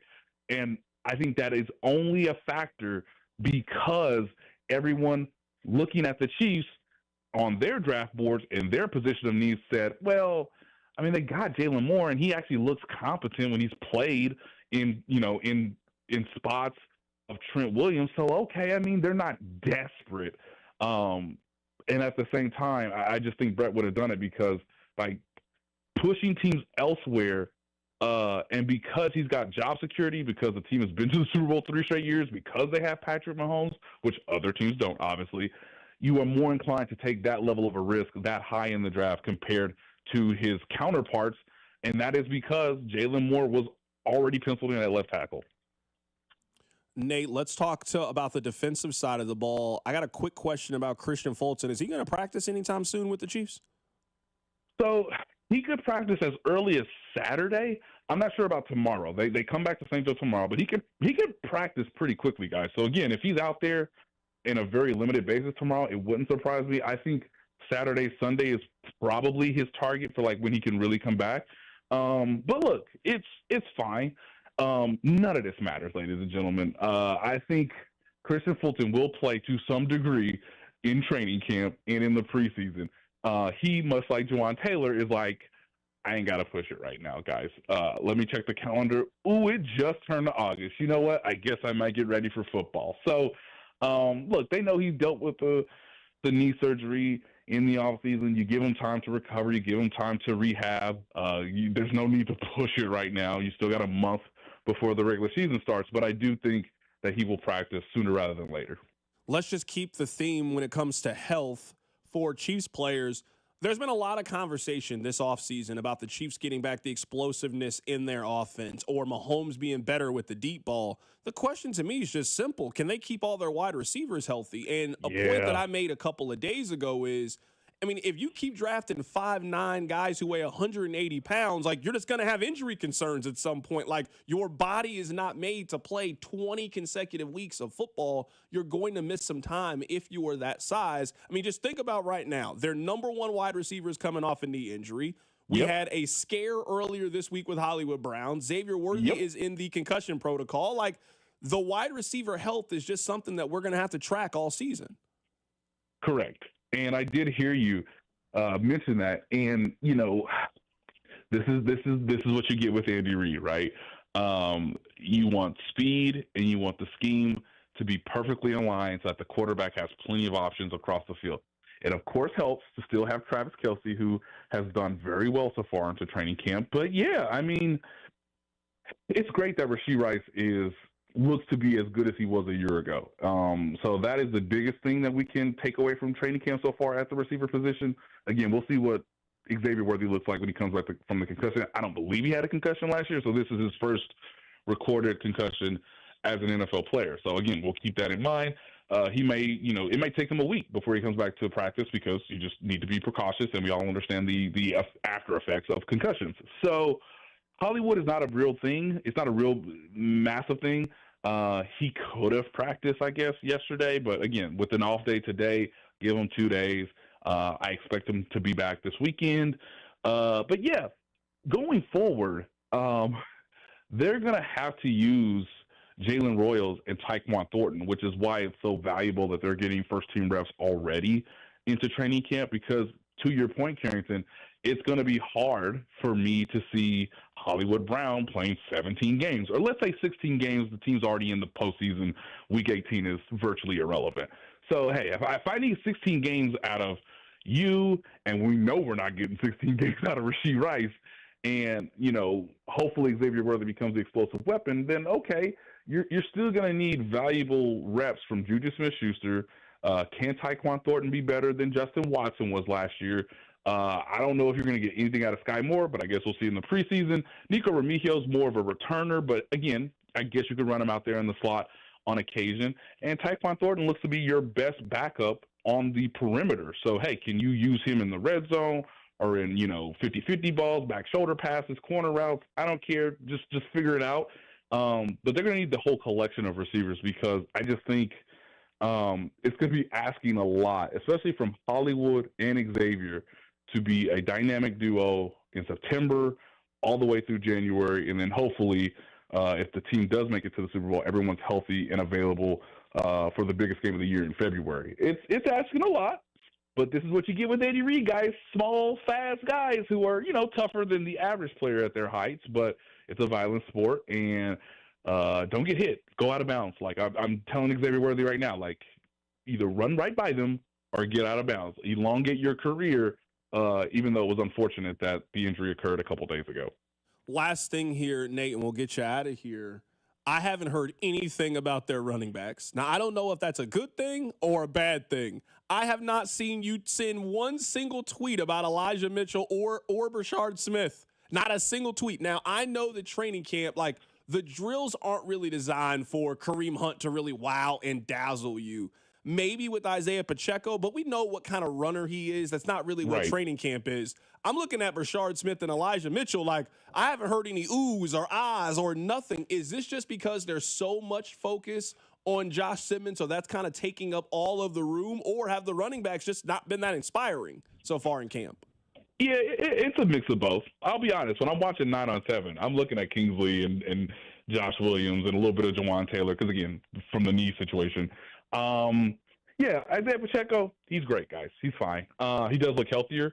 He looks like he's changed his body a little bit, too, coming off the injury. So we'll see how that, plays a role in, obviously, September and October. Kareem Hunt is basically, he is what you know.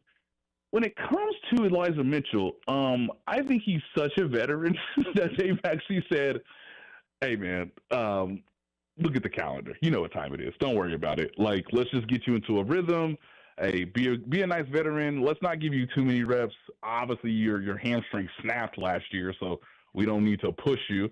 But look, he looks to be a very competent running back who could give you a nice little blend of not necessarily speed, but a little bit of quickness, a little bit of fluidity, into the second level, which is very different than obviously Pacheco and Kareem Hunt. When it comes to Brashard Smith, he actually has been the most interesting one to watch because he's been a little slow understanding the timing that Patrick Mahomes wants, but he's got such good receiver skills that it's like, man, can you throw him out there and then, I don't know, against the Jaguars in week 5 or week 6, whatever day it is in the schedule, and can you feature him in a couple packages out of the backfield? What'll be fascinating with him, like most rookies, is how does he come to get better at pass protection throughout training camp and the preseason? How much are they going to put him in the backfield and just say, hey, man, can you just not get Gardner Minshew killed? That would be really helpful. But he's got the most explosiveness. He's talked about, hey, I need to be a little bit patient, setting up my blocks, and then exploding through the hole. So, again, that's something to watch in training camp. He's their most darling of a player at the running back position that you should watch in training camp. But, again, it may take time just because he's a rookie and you have so many veteran options in front of him on the depth chart. But, yeah, from a running back standpoint, at least they have options, Carrington. You want me to tell you who their options were last year in training camp? It was Isaiah Pacheco and Carson Steele. And we don't even know if Carson Steele's going to make the roster this time around. So at least they have options. You should do a documentary on the summer of Carson Steele because, those 3 weeks when you guys were asking him questions about his personal life, knowing you didn't care about it. Oh, it was so good. Oh, it was so good. We were learning about his pet alligator. Why were we doing that with Carson Steele last year? Because camp was that mundane. I'll just be honest. They were back-to-back champs. Everybody knew they were good. It's like, hey, who's this? Now, I will say, Carson Steele had one of the best opening preseason games I've ever seen from an undrafted free agent who was a fullback that just ran over the Jaguars. It was amazing. And we did ask him about his alligator. Remember, Carrington, it was week 3. They had the running back, so they said, hey, bro, you can't really go to your sister's wedding. Make sure everybody's watching NBC. We're going to give you the ball 20 times. Please don't screw up. They won anyway. Because they have Patrick Mahomes. Come on. It was so funny that they were like, hey, man, this is your time to shine. We don't have any other running backs. We'll still win. We'll still be the team on the road in Atlanta. And, yeah, it's honestly right now Carson Steele is fighting tooth and nail to stay on the roster. Special teams will be very important for him. But, again, that comes to, how few options they had last year and, I guess, decent scouting on the back end of the draft class. But at the same time, they learned their lesson. They have better options this year. That is our guy, Nate Taylor, joining us on the show today. He does fantastic work with ESPN. We'll catch up with him next week. Next week, the Chiefs have a preseason game. Nate, it's almost here. Yes, buddy. Yes, I'm going to be watching Chargers-Lions in a couple hours. Nate, I'm telling you that if you were going to, after you spent all this time in St. Joe, if you're going to take away time from your family to watch the Hall of Fame game, I'm telling you right now, brother, you have a problem. I'm telling you that right now. You've already been watching enough fake football. You got to watch more of it. It's mostly for Hayden. We'll check in for the first quarter and you don't need to watch that with him. Why don't you play the new college football video game instead? Well, yeah. But hey, Here you go, kid. Here's the first little glimpse of it, and we're gonna eject in the second quarter. Second quarter, you gonna make it further than me. I'm watching one drive of that game, and I'm out. I can't do it. That's our guy Nate Taylor joining us on the show. I gotta get the early look at Trey Lance, because remember him? Oh wow, Trey Lance is still in the league. You know what? You might have sold me on quarter one now of the Hall of Fame game. Nate, I appreciate you, man. Anytime, man. Thank you, guys. Absolutely. That is Nate Taylor joining us on the show. Rob, you knew that Trey Lance was playing tonight? You can definitely Trey Lance is starting tonight for the Chargers. Oh, I didn't know that. He is Their plan is. I'm only watching one drive then. Never mind then. The one drive's enough. I don't need to watch multiple Trey Lance drives. I don't need to watch multiple. Who's starting for the Lions? I assume Goff's not starting. Who's starting for them? You got Charlie Batch still getting run? I have not seen the Lions no chance they're Goff starting then. No chance.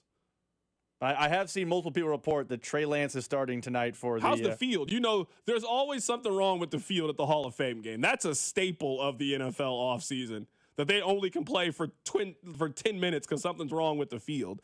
That's how it always goes. Rob, when are we heading to San Diego? We're heading to San Diego in 5 minutes. All right, keep it locked in right here. We're going to learn about the Royals trade. It's The Drive. The Drive with Carrington Harrison on your home for Kansas City sports. 96.5, The Fan.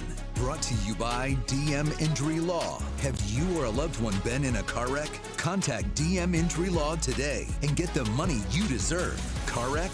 Remember, Mike's got this.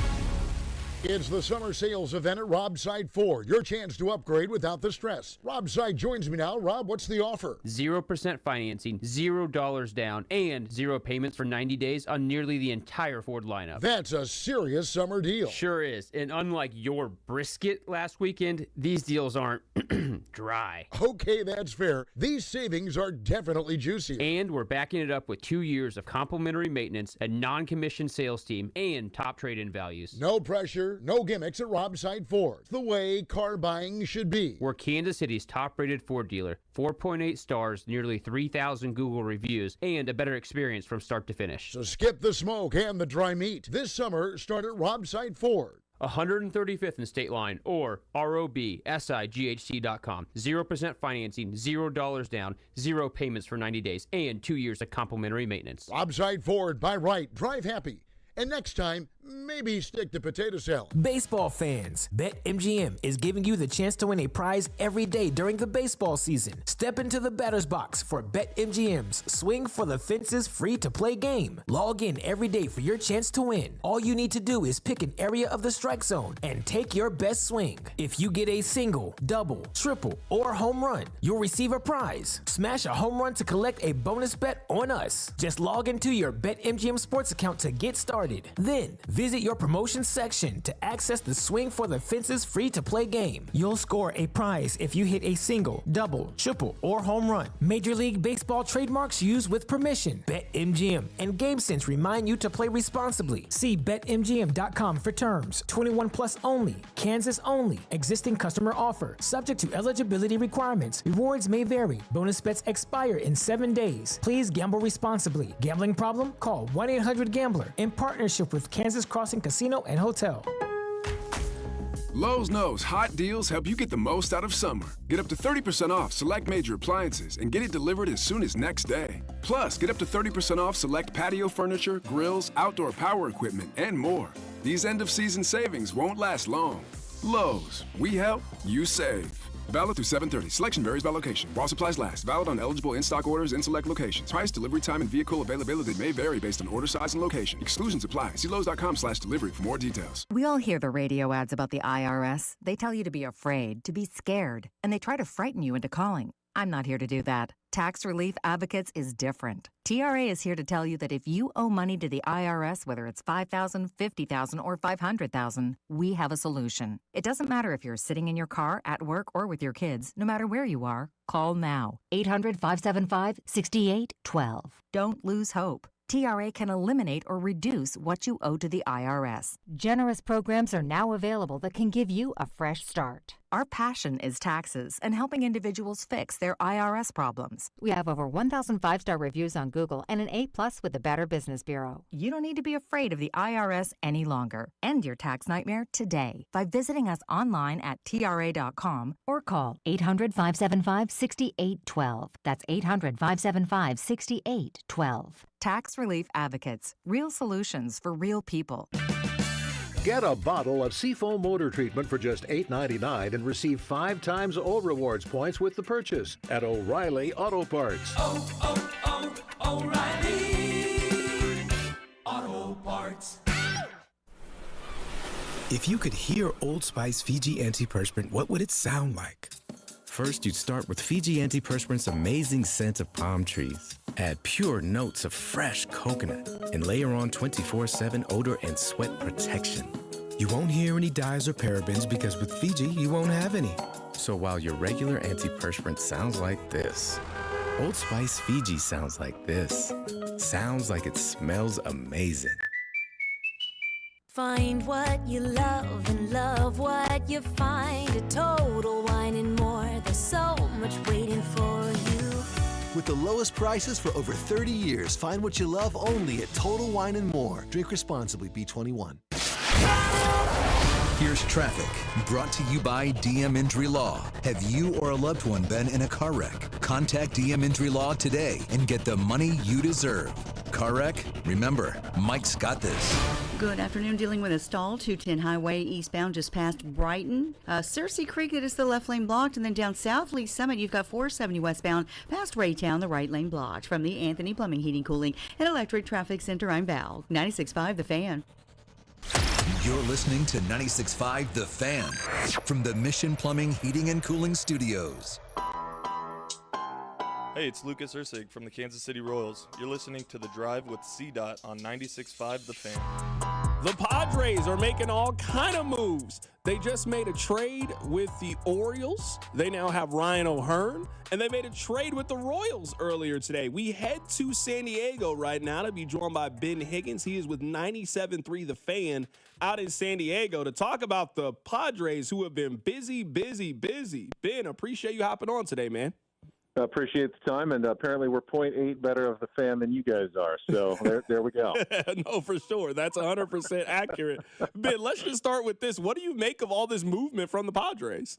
I'm just looking at this trade. You just mentioned it. Not only Ryan O'Hearn, but apparently they got Ramon Laureano as well. So they've really filled out their lineup. They upgraded at catcher with Freddie Fermin, and the crazy blockbuster picking up Mason Miller from the A's, but having to give up their stud prospect in Leo Dallas DeVries. That's a tough one to stomach because I think he has a chance to be a future superstar, but they get 4 years of control for Mason Miller coming up and adds to already strength, the top-ranked bullpen in baseball. They're really nasty in the pen now, so they're setting themselves up to try to go out and win a World Series, it looks like. Are you surprised at this level of movement? I think, at least from the outside looking in, it'd be one thing if you were doing this in the NL East or the Central. I think a lot of people's perception are the Dodgers are the best team in baseball, and it's going to be really tough to catch them in the division. Are you surprised that the Padres are this aggressive at the deadline?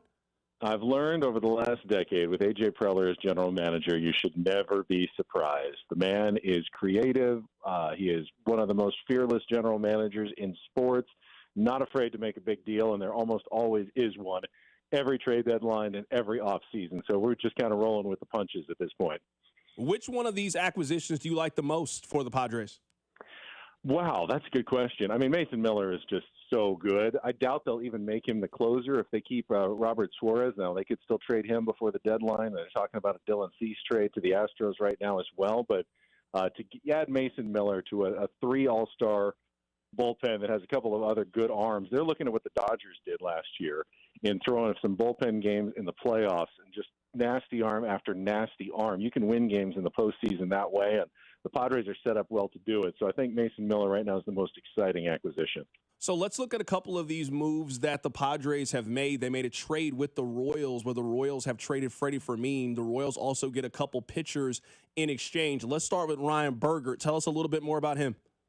Burgert came into the season as the 7th-ranked prospect in the system. I didn't know if he was going to compete this year, but boy, he's been a real nice surprise. When they've needed him in the starting rotation, he's pitched well almost every time out with an ERA under 3. He's got a really good slider, and seems like he's got a really good head for the game. I wouldn't be surprised if he ends up as a really solid number 2 or 3 starter for a number of years. I think maybe not quite the ace ceiling, but someone you're definitely going to want to have in your starting rotation.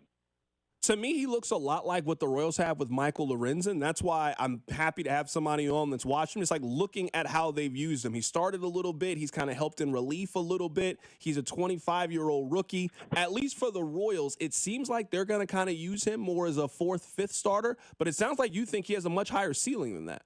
I think so. I think Kolek can be the other guy, Stephen Kolek in the trade. He can be a back of the rotation guy. I think right now, Burgert's probably a 4. But I think, as he develops and gets a little bit more mature, that he could get up to like a 3 or a 2 type guy. But I thought a Burgert for Mean trade made a lot of sense. I think the Royals are doing well to get 2 starting pitchers in a market where starting pitching is so valuable. Not guys that you're hoping make it to the big leagues, but guys who have already pitched well on the big league level. So you have a confidence level that you're not just buying a lottery ticket. You're actually getting players that you can put in your rotation now. I think the Royals did really well in this trade. Yeah, that's why, at least to me, when we initially got the reports, is that they were getting Ryan Burgert. To get 2 arms in this is really what puts this over the top. Like, I would say that the Padres kind of spent a premium for this if you're talking about what Freddie Fermin is. He was kind of expendable with the Royals. They already have his replacement there. They've got Salvador Perez. They already have a guy in the AAA that they're kind of grooming to be the next catcher. So he was expendable. For them to get 2 arms for that, Royals fans on this side are ecstatic about the move.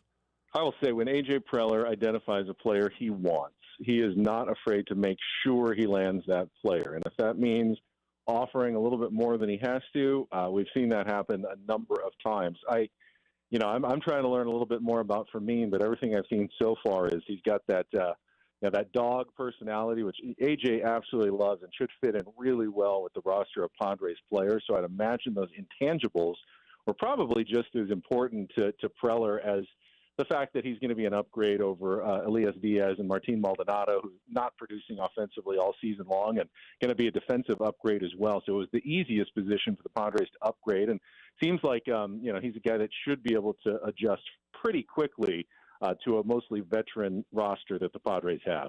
Then I'm looking at the money-wise for Ryan Burgert and just the flexibility of it. He has 2 arbitration years left, making less than $500,000 for the rest of the season. Like, there really are few negatives for the Royals' perspective in this move. Oh, no, yeah, there's control. I think beyond that, this is his rookie year, so you've got years of control on Burgert and years of control on Kolek, who's a little more of a lottery ticket. He was a Rule 5 draft pick last year, so they had to hide him at the back of the bullpen, but they converted him to a starter this year. He'll give up a lot of singles and some hits, but he gets a lot of ground balls. I think he leads the league in getting double play grounders. So he gets into trouble, he gets out of trouble.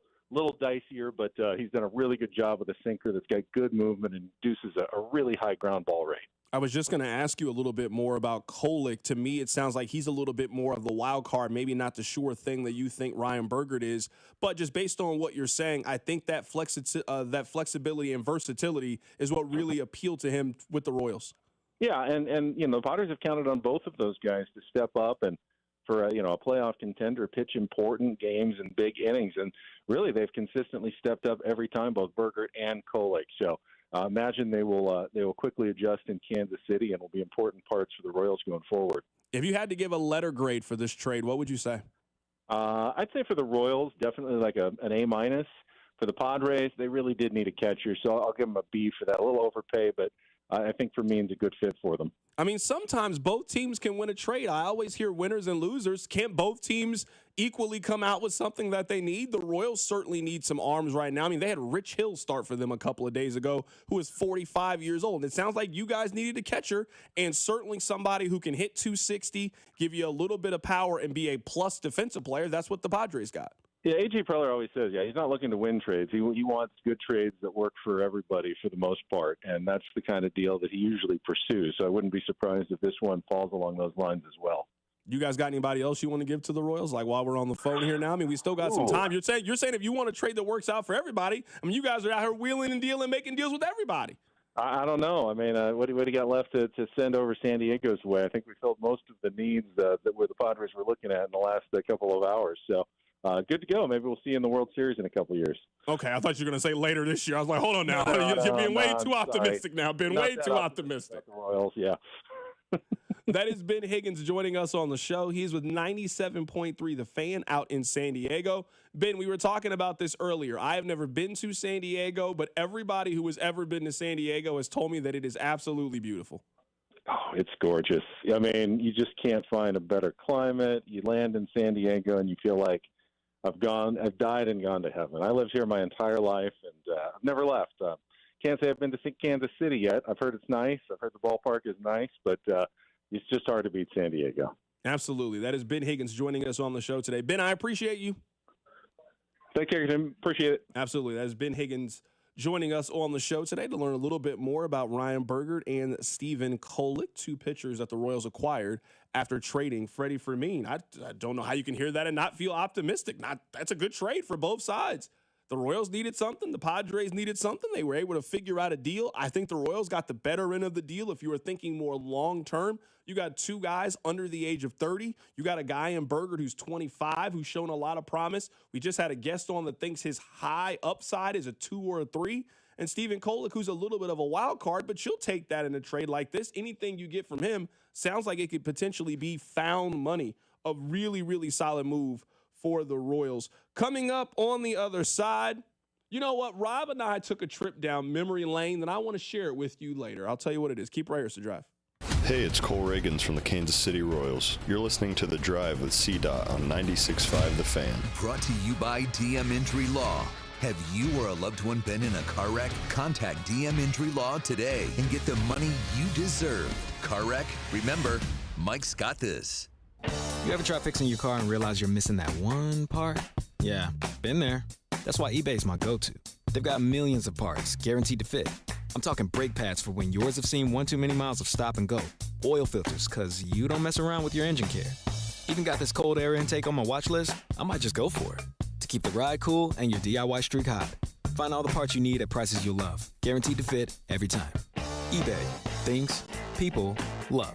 Eligible items only. Exclusions apply. Flooded bathroom? AC on the fritz? When things go wrong, you need reliable service fast. Call Hamilton Plumbing, Heating, AC, and Rooter and take $50 off any HVAC, plumbing, or electrical repair over $200. The pros at Hamilton are ready 7 days a week to fix the problem. Over 40 years experience, more than 8,000 5-star reviews, plus our exceptional service guarantee means you can trust Hamilton to bring comfort and calm back to your home. Visit callhamilton.com for details, terms, and conditions. License number 2025-11121. GimmeTheVin.com's big cash giveaway. I hate games and scams. So when we had the idea to give away $25,000, I was very careful about the way it was orchestrated. Get the top of the market money and enter to be the lucky person to get $25,000. This is no joke. This is no game. This is very real. Just like GimmeTheVin.com. No purchase necessary. For official rules, go to GimmeTheVin.com. Sell us your car. GimmeTheVin.com.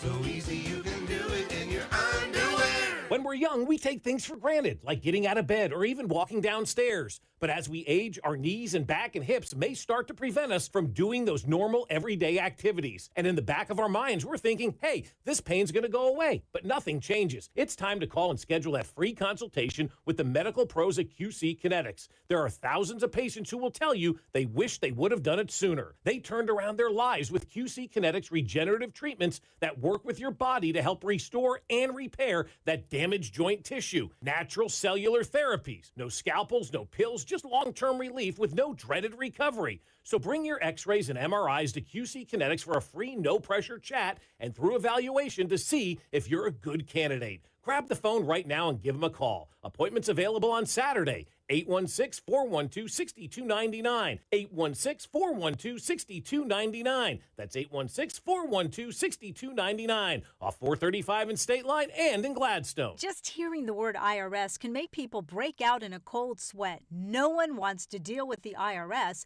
and now you don't have to. The good news is Legal Tax Defense has been successfully negotiating with the IRS for more than 15 years. It doesn't matter how much you owe, whether it's $5,000 or $5 million. You deserve the best in the business on your side, and that is Legal Tax Defense. Even if you're working with someone else and just want a second opinion, there is no cost or obligation to call. They can prevent levies, liens, wage garnishments, even file back tax returns. And the best news about Legal Tax Defense is they won't take your case unless they know they will reduce or eliminate your tax debt.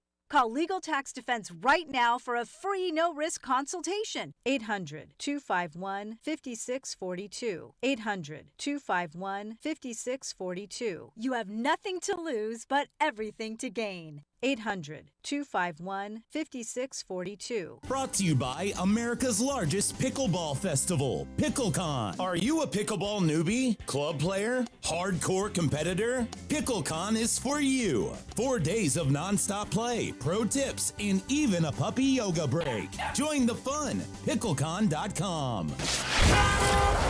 Here's traffic, brought to you by DM Injury Law. Have you or a loved one been in a car wreck? Contact DM Injury Law today and get the money you deserve. Car wreck? Remember, Mike's got this. Brought to you by Gann Asphalt and Concrete. Up north, still working. That's Stall 210 Highway eastbound just past Brighton. It is in the left lane. And then you've got down south 435 eastbound just before 49 470, the right lane there of that exit blocked. From the Anthony Plumbing, Heating, Cooling, Electric Traffic Center, I'm Val, 96.5 The Fan.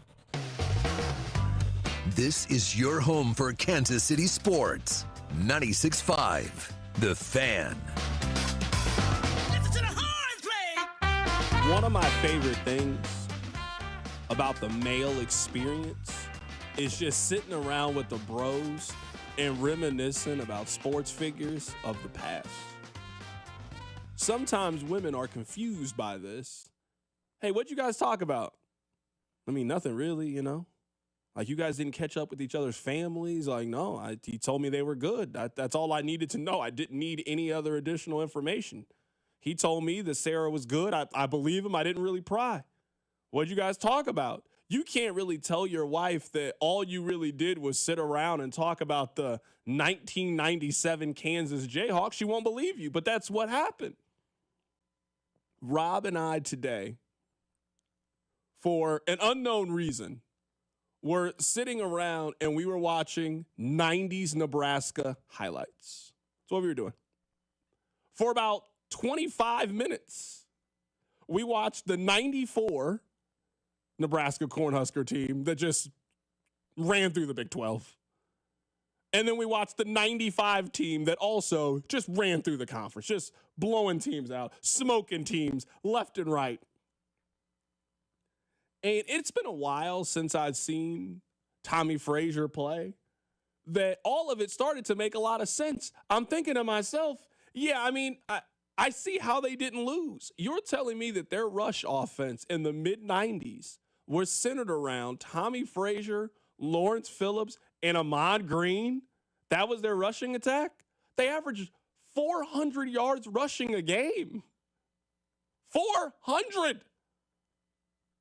I mean, I can't think of anything more demoralizing than all they do is just run the option, and you can't stop it. Either Tommy Frazier is going to keep it and make you look silly, or he's going to pitch it to a guy who's going to be a 10-year pro in the league, or another guy who probably would have been a 10-year pro in the league, was a top 5 pick, but obviously had some issues off the field.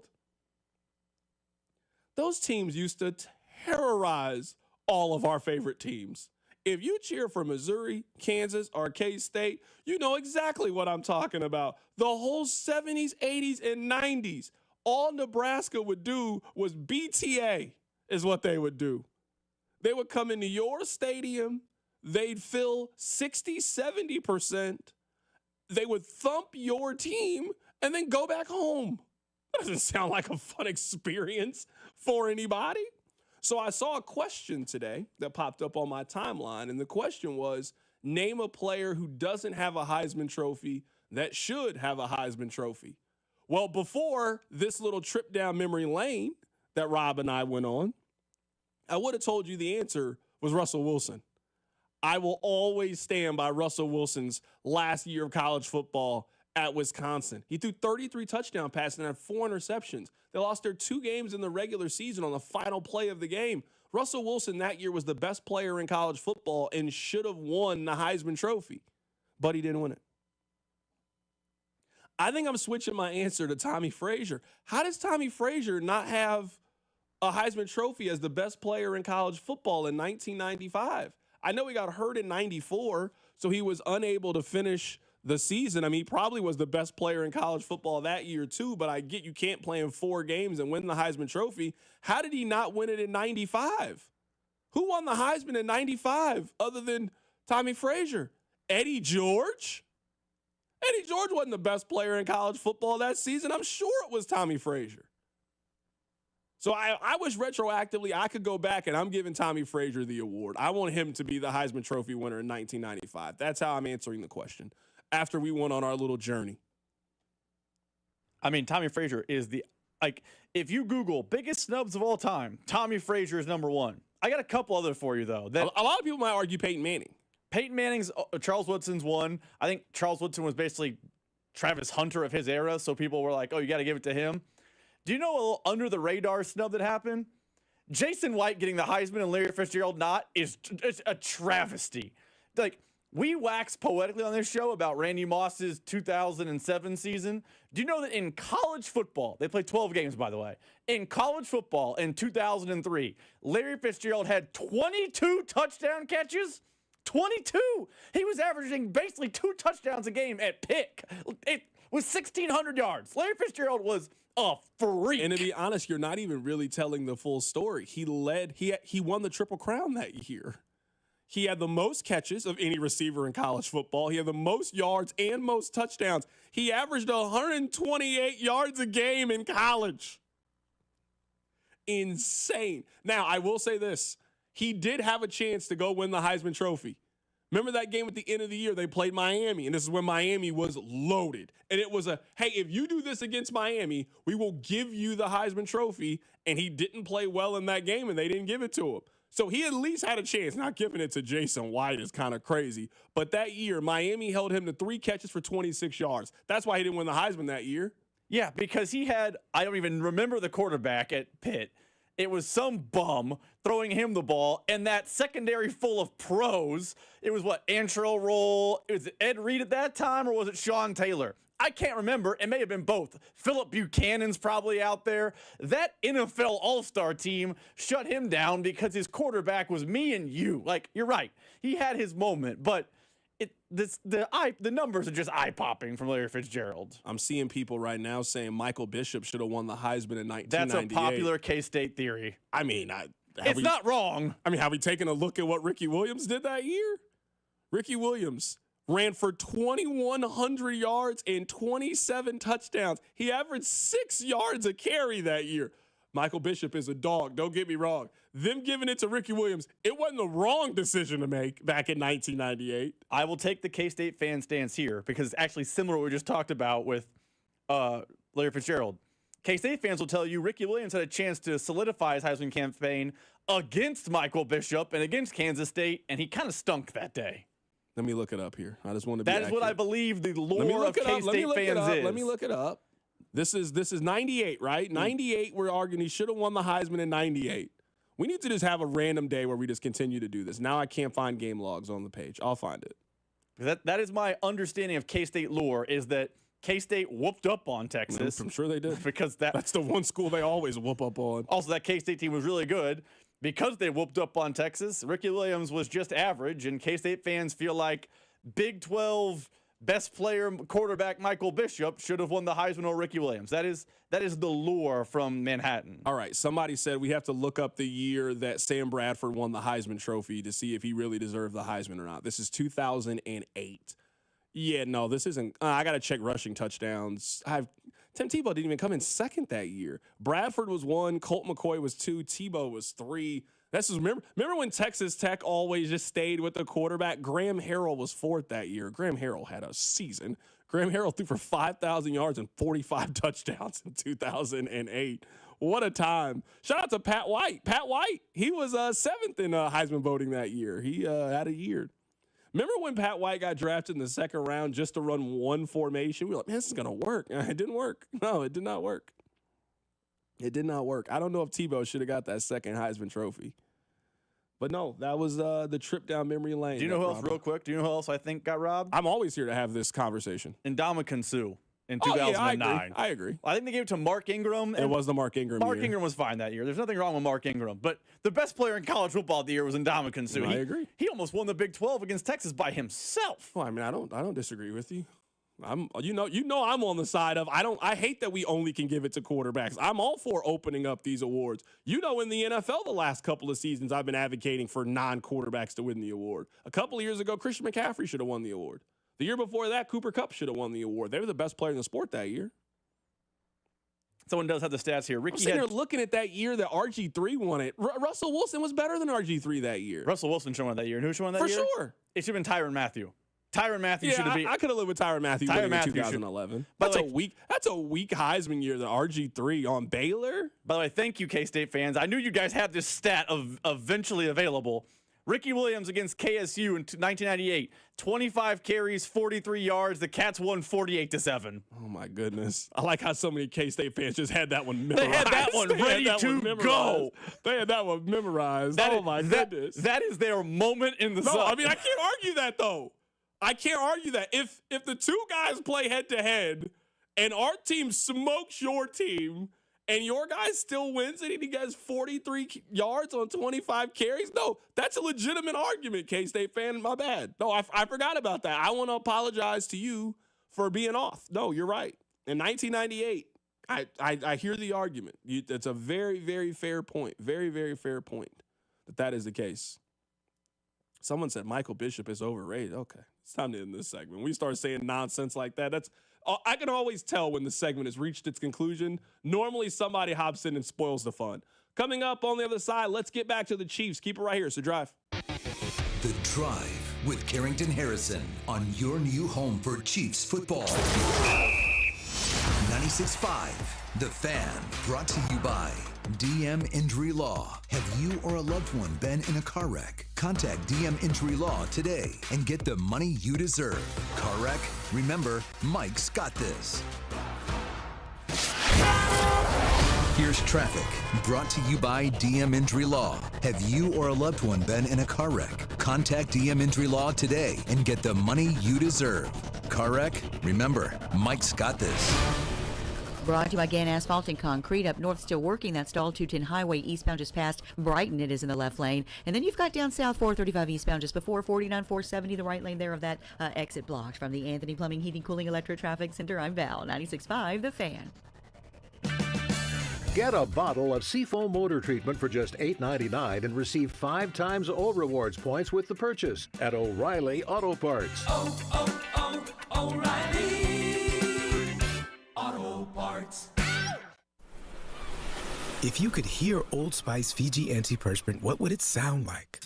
First, you'd start with Fiji Antiperspirant's amazing scent of palm trees. Add pure notes of fresh coconut and layer on 24/7 odor and sweat protection. You won't hear any dyes or parabens because with Fiji, you won't have any. So while your regular antiperspirant sounds like this, Old Spice Fiji sounds like this. Sounds like it smells amazing. Find what you love and love what you find. A Total Wine and More. There's so much waiting for you. With the lowest prices for over 30 years, find what you love only at Total Wine and More. Drink responsibly, B21. When businesses thrive, communities score. That's why Bank of America is the official bank of FIFA World Cup here in Kansas City. And our more than 30 local business specialists are ready to help your business win. What would you like the power to do? Learn more at bankofamerica.com/local business. Bank of America, official bank of FIFA World Cup 2026. Bank of America Corporation, all rights reserved. Numerous brands to choose from, endless options, one incredible experience. At Aristocrat Motors, we treat every driver like royalty and offer the finest luxury vehicle experience in Kansas City. Come see us today and let us roll out the red carpet for you. Call Aspen Lawn and Pest Control. Our iconic blue trucks and expert team get it right the first time. Award-winning full-service lawn care and pest control since 1985. Call today for a free estimate. Visit aspenlawn.com. The success you've already had matters at University of Maryland Global Campus because we're a school for real life. An accredited state university, UMGC lets you earn up to 90 credits toward a bachelor's for prior learning and relevant life and work experience, or transfer up to 12 credits toward a master's. We offer affordable tuition and online and hybrid courses. Classes start August 13th. Apply now and save with no application fee. Learn more at umgc.edu. Certified to operate in Virginia by Chev. Robsite Ford. Non-commissioned staff, low prices, best trade-ins, and the biggest selection. Visit robsite.com. Shopping for a new Ford? Go where it's easy. Rob Site Ford. Non-commissioned staff, huge trade-in values, and Kansas City's top-rated Ford dealer. Rob Site Ford. ROBSIGHT.com. Thursday, August 7th is officially Travis Kelce Appreciation Day on Fesco and Dusty. We'll celebrate the greatest tight end in Chiefs history with interviews from teammates and coaches. Plus, all-time highlights as called by Mitch Holtis. Caught by Kelce! Touchdown! Kansas City! It's Travis Kelce Appreciation Day on Fesco and Dusty. Thursday, August 7th, right here on your home for Chiefs football. 96.5, The Fan. Have you watched Thy Royal Decree? How about Chiefs Take Tuesday? Or would you rather Wednesday? Follow us on Instagram at TheFan965 for exclusive video content, giveaways, and behind-the-scenes action. 96.5 The Fan, KFNZ FM and AM, HD1 and HD2, Kansas City, in Odyssey Sports Station. You know what? I might switch gears a little bit, and why don't we just call this segment an audio dump? I want to play a couple of audio clips that we have acquired throughout the course of the show and play them for you now and give them a little bit of context and commentary. Let's start with Jeff Allen. He was on the show earlier today. You guys remember Jeff Allen? He was basically Josh Simmons. He was a high Big Ten draft pick by the Kansas City Chiefs. He still very much keeps up with the team, has been following the team through training camp. He could not have given more praise to Josh Simmons than he did when he joined us on the show earlier today. Trent Williams, without a doubt. And the biggest thing that makes him comparable to Trent is the efficiency of his movement. Trent is a really freak athlete, so is Josh. But they make it look so easy. I'm telling you, being able to get out of your stance and meet a defensive end at that spot or that injunction between the quarterback and yourself, it's not easy to do. That's why you see guys get beat off the edge. They can turn that corner. But with Josh and Trent, you never have to worry about them getting beat around the corner. So you're going to have to run through him. You're not going to be able to go underneath him because he's in the perfect position every single time. I want to read to you the accomplishments of Trent Williams. Trent Williams has made first-team All-Pro 3 separate times in his career. He's been a second-team All-Pro once. He has made the Pro Bowl 11 times in his career. I believe that Trent Williams will be the 2020 All-Decade left tackle whenever they make that list. I believe that's what he will be.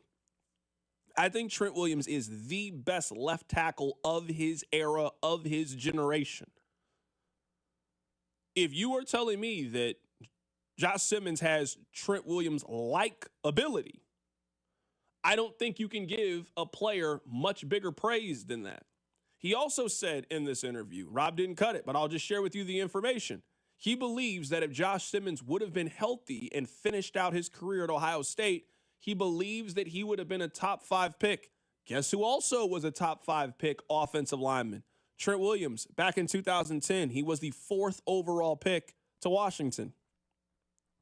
The hype for Josh Simmons is something that we haven't seen in quite some time. This isn't how people talked about Eric Fisher, and he was the number 1 overall pick in a draft class that turned out to be pretty good. Lane Johnson was in that draft class. He's also going to the Hall of Fame. So I just wanted to play that for you to kind of let you know, if you have not been keeping up with Chiefs training camp and you're somebody that you'll wait till they play preseason games, you'll wait till they actually start for real, that you're not super caught up on football practice yet, and I get it. I just want you to know what people are saying about the Chiefs' first-round pick. They are comparing him to Trent Williams and thinks that he has that level of athleticism. If that's the case, it is by far and away the best value that you can pick up in this draft class. If you were telling me the Chiefs got, even if he doesn't turn out to be Trent Williams, let's say that's best case scenario, even if he turns out to be a very good left tackle that makes 5 Pro Bowls in his career, if you do a redraft, that player is then one of the 5 best players in that draft class. There will not be 5 players that are more valuable if that's what he turns out to be. That's why you got to take those chances. That's why you got to trust your medical staff. That's why you have to be aggressive and assertive in the NFL draft if you're the Chiefs and you're picking at the back half. If you really need something, they've needed a left tackle now for 6-7 seasons. It would appear that they have their answer. Now, I also want to keep in mind that they're going at half speed and they haven't gone up against somebody who's not a teammate yet, but I'm not here to throw water on anybody's fire. It's really hard to be a rookie starting left tackle in the National Football League. There's not that many that can do it. To adjust to the speed and physicality of it, it's really, really difficult to do. The Chiefs believe that he can do it. Now, I know last year they also believed a rookie could do it. I don't think they're sitting Josh Simmons down 100 snaps into his NFL career and giving up on the idea the way that they did with Kingsley Suamataia. They gave up on that idea in the middle of game 2 and have never entertained the possibility of going back. That's not what we're talking about here. That's number 1 thing I want to play for you guys. Number 2 thing I want to play for you guys. Now, you know that we've had a little bit of fun over the years making fun of Russell Wilson. Russell Wilson has an alias. His alias is Mr. Unlimited. Yeah. He was asked today at Giants camp if he regrets calling himself Mr. Unlimited. Yeah. Here's what he said. If you could go back in time and not hit post on Mr. Unlimited video, would you do it? I think I have an alter ego. His name's Mr. Unlimited. Yeah, you gotta be unlimited. I would still do it, man. I got kids saying unlimited. I got it in person. Come on. But we're having fun. How about a 3, 2, 1 unlimited for the 3 of us? Sure. Right? 3, 2, 1 unlimited. Russell Wilson says that he enjoys being the superhero of Mr. Unlimited. This has been a summer of comebacks for superheroes. We got a new Mission Impossible movie this year. Ethan Hunt, he's a superhero. Superman, an actual superhero. Fantastic Four. This is how I know Rob, he ain't really dedicated to this Marvel. Back in the day, Rob would have seen Fantastic Four a month ago. He still hasn't seen it. Rob gave up on the Marvel universe. We got to find the new Marvel expert. We might be looking for one. 913-586-7965. When a Marvel movie comes out, it doesn't make sense to get the thoughts on it if the people who are supposed to see the movie don't see the movie. Rob's out. I don't know if it was that, what was that, 7 Rings or whatever movie? I don't know what it was. At some point, the mutants, or I don't know the name of the movies. At one point, Rob was out. And going to see Marvel movies became when I get to it. That's not how it was back in the day. He was camping out. He would have been the one getting those $70 things of popcorn I'm seeing on the internet. Not this Rob anymore. That's what marriage does. Marriage changes you. This is the summer of comebacks for superheroes. And the biggest superhero comeback, the most important superhero comeback, it's Russell Wilson, man. But no, it's not just Russell Wilson. It's Mr. Unlimited. Yeah. That's most important. I can't believe he doubled down. Hey, you thought Russell was going to say, yeah, I regret being corny? Hey, any regrets? This is a perfect time to do it. Yeah, I regret my time in Denver. It didn't work out. And now I'm trying to refine myself. That's what quarterbacks who have bad years say all the time. But him be like, nah, I love when kids yell at me unlimited. What do we did? Russell, you are about 6 games away from being benched by Jackson Dart, whose snap count is this. So you know what? Maybe say you regret it. Someone on the text line says, Carrington, what you're saying makes sense because Rob's a bandwagon KU fan too. Good point. I mean, you're right. He was Team Marvel when things were good. Oh, back in the day. Rob, you probably saw Endgame. You probably saw the midnight showing, didn't you? I did see the first showing of Endgame. Of course you did. Of course. That's when it was cool to be a Marvel fan. You were wearing graphic tees. I ain't seen you wear a Marvel graphic tee in 4 years. You still haven't seen Fantastic Four. Turn your shield in, B. I did see that terrible Captain America movie. Turn your shield. That's when you were out. No, Eternals really broke my spirit. That's when you were out. Eternals hurt me physically. That's when they were out. You said they had the goal to make Captain America black. Can't do it. That's what you told me. That's what you said. Don't be saying things that are going to get me canceled. Don't be doing that. That's what you told me. Marvel was woke. That's what you told me. You said you can't do it anymore. You've been out ever since. Let's move on here. This is an audio dump. I'm just playing audio that we've accumulated over the day, and we're giving it to you all in one segment. We talked about this a couple of days ago. I don't care. I want to talk about it again. For the 5th time since it opened last month, a roller coaster at Cedar Point got stuck, leaving riders stranded. It happened again over the weekend. The Siren's Curse roller coaster stopped at the top of its 160-foot tall lift hill. Riders forced to walk down the tracks. Thankfully, everyone got down safely. The park says problems with the coaster's safety system are to blame. Yeah, I'm sure. That thing shut down 5 times in a month. Y'all can have it. I saw a video earlier today. There was a roller coaster that is snapped in half in the middle of the ride. Y'all got it, man. Oh, man, you too scared to get up there. Yes, I am. Next question. Oh, man, be tough, man. I don't want to be. I don't want to go upside down. That doesn't sound like a fun activity to me. How does that sound fun to me? How does going up 140 feet in the air and just plunging down, how does that sound fun to anybody? Doesn't sound like an exciting time to me. I like down here. I like the ground. Crazy. I've got more audio that I want to play for you guys. This was Ben Higgins. He was on the show. The Royals made a trade earlier today if you missed it. The Royals have 2 new pitchers on their team. They have Stephen Kolek, and they also have Ryan Bergert. He thinks that Ryan Bergert has top-of-the-rotation stuff. Kolek can be the other guy, Stephen Kolek, in the trade. He can be a back-of-the-rotation guy. I think right now, yeah, Bergert's probably a 4, but I think, as he develops and gets a little bit more mature, that he could get up to like a 3 or a 2 type guy. But I thought a Bergert for Mean trade made a lot of sense. I think the Royals are doing well to get 2 starting pitchers in a market where starting pitching is so valuable. Not guys that you're hoping make it to the big leagues, but guys who have already pitched well on the big league level. So you have a confidence level that you're not just buying a lottery ticket. You're actually getting players that you can put in your rotation now. I think the Royals did really well in this trade. I think the Royals did really well in this trade, too. I want to spend more time coming up talking about the trade deadline and the moves that the Royals made, but I would have to agree. I think the Royals have had a good trade deadline. Has it been great? But I think it has been very solid. If you have a 25-year-old pitcher that you think could possibly have top-of-the-rotation stuff, you get a 28-year-old player who you can throw into the mix in the bullpen and maybe turn out to be something for you, and what you give up is a 30-year-old backup catcher when you already feel like you have the 2027 starting catcher in your organization. It's hard to say that this is not a good, solid day for the Kansas City Royals. Coming up on the other side, we'll keep the baseball conversation going. We're also going to be joined by Jacob Milham with Kings of Kaufman. The Major League Baseball trade deadline is right around the corner. Keep it right here on 96.5 The Fan.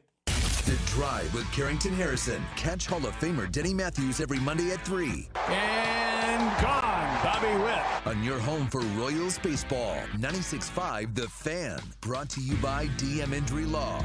Have you or a loved one been in a car wreck? Contact DM Injury Law today and get the money you deserve. Car wreck? Remember, Mike's got this.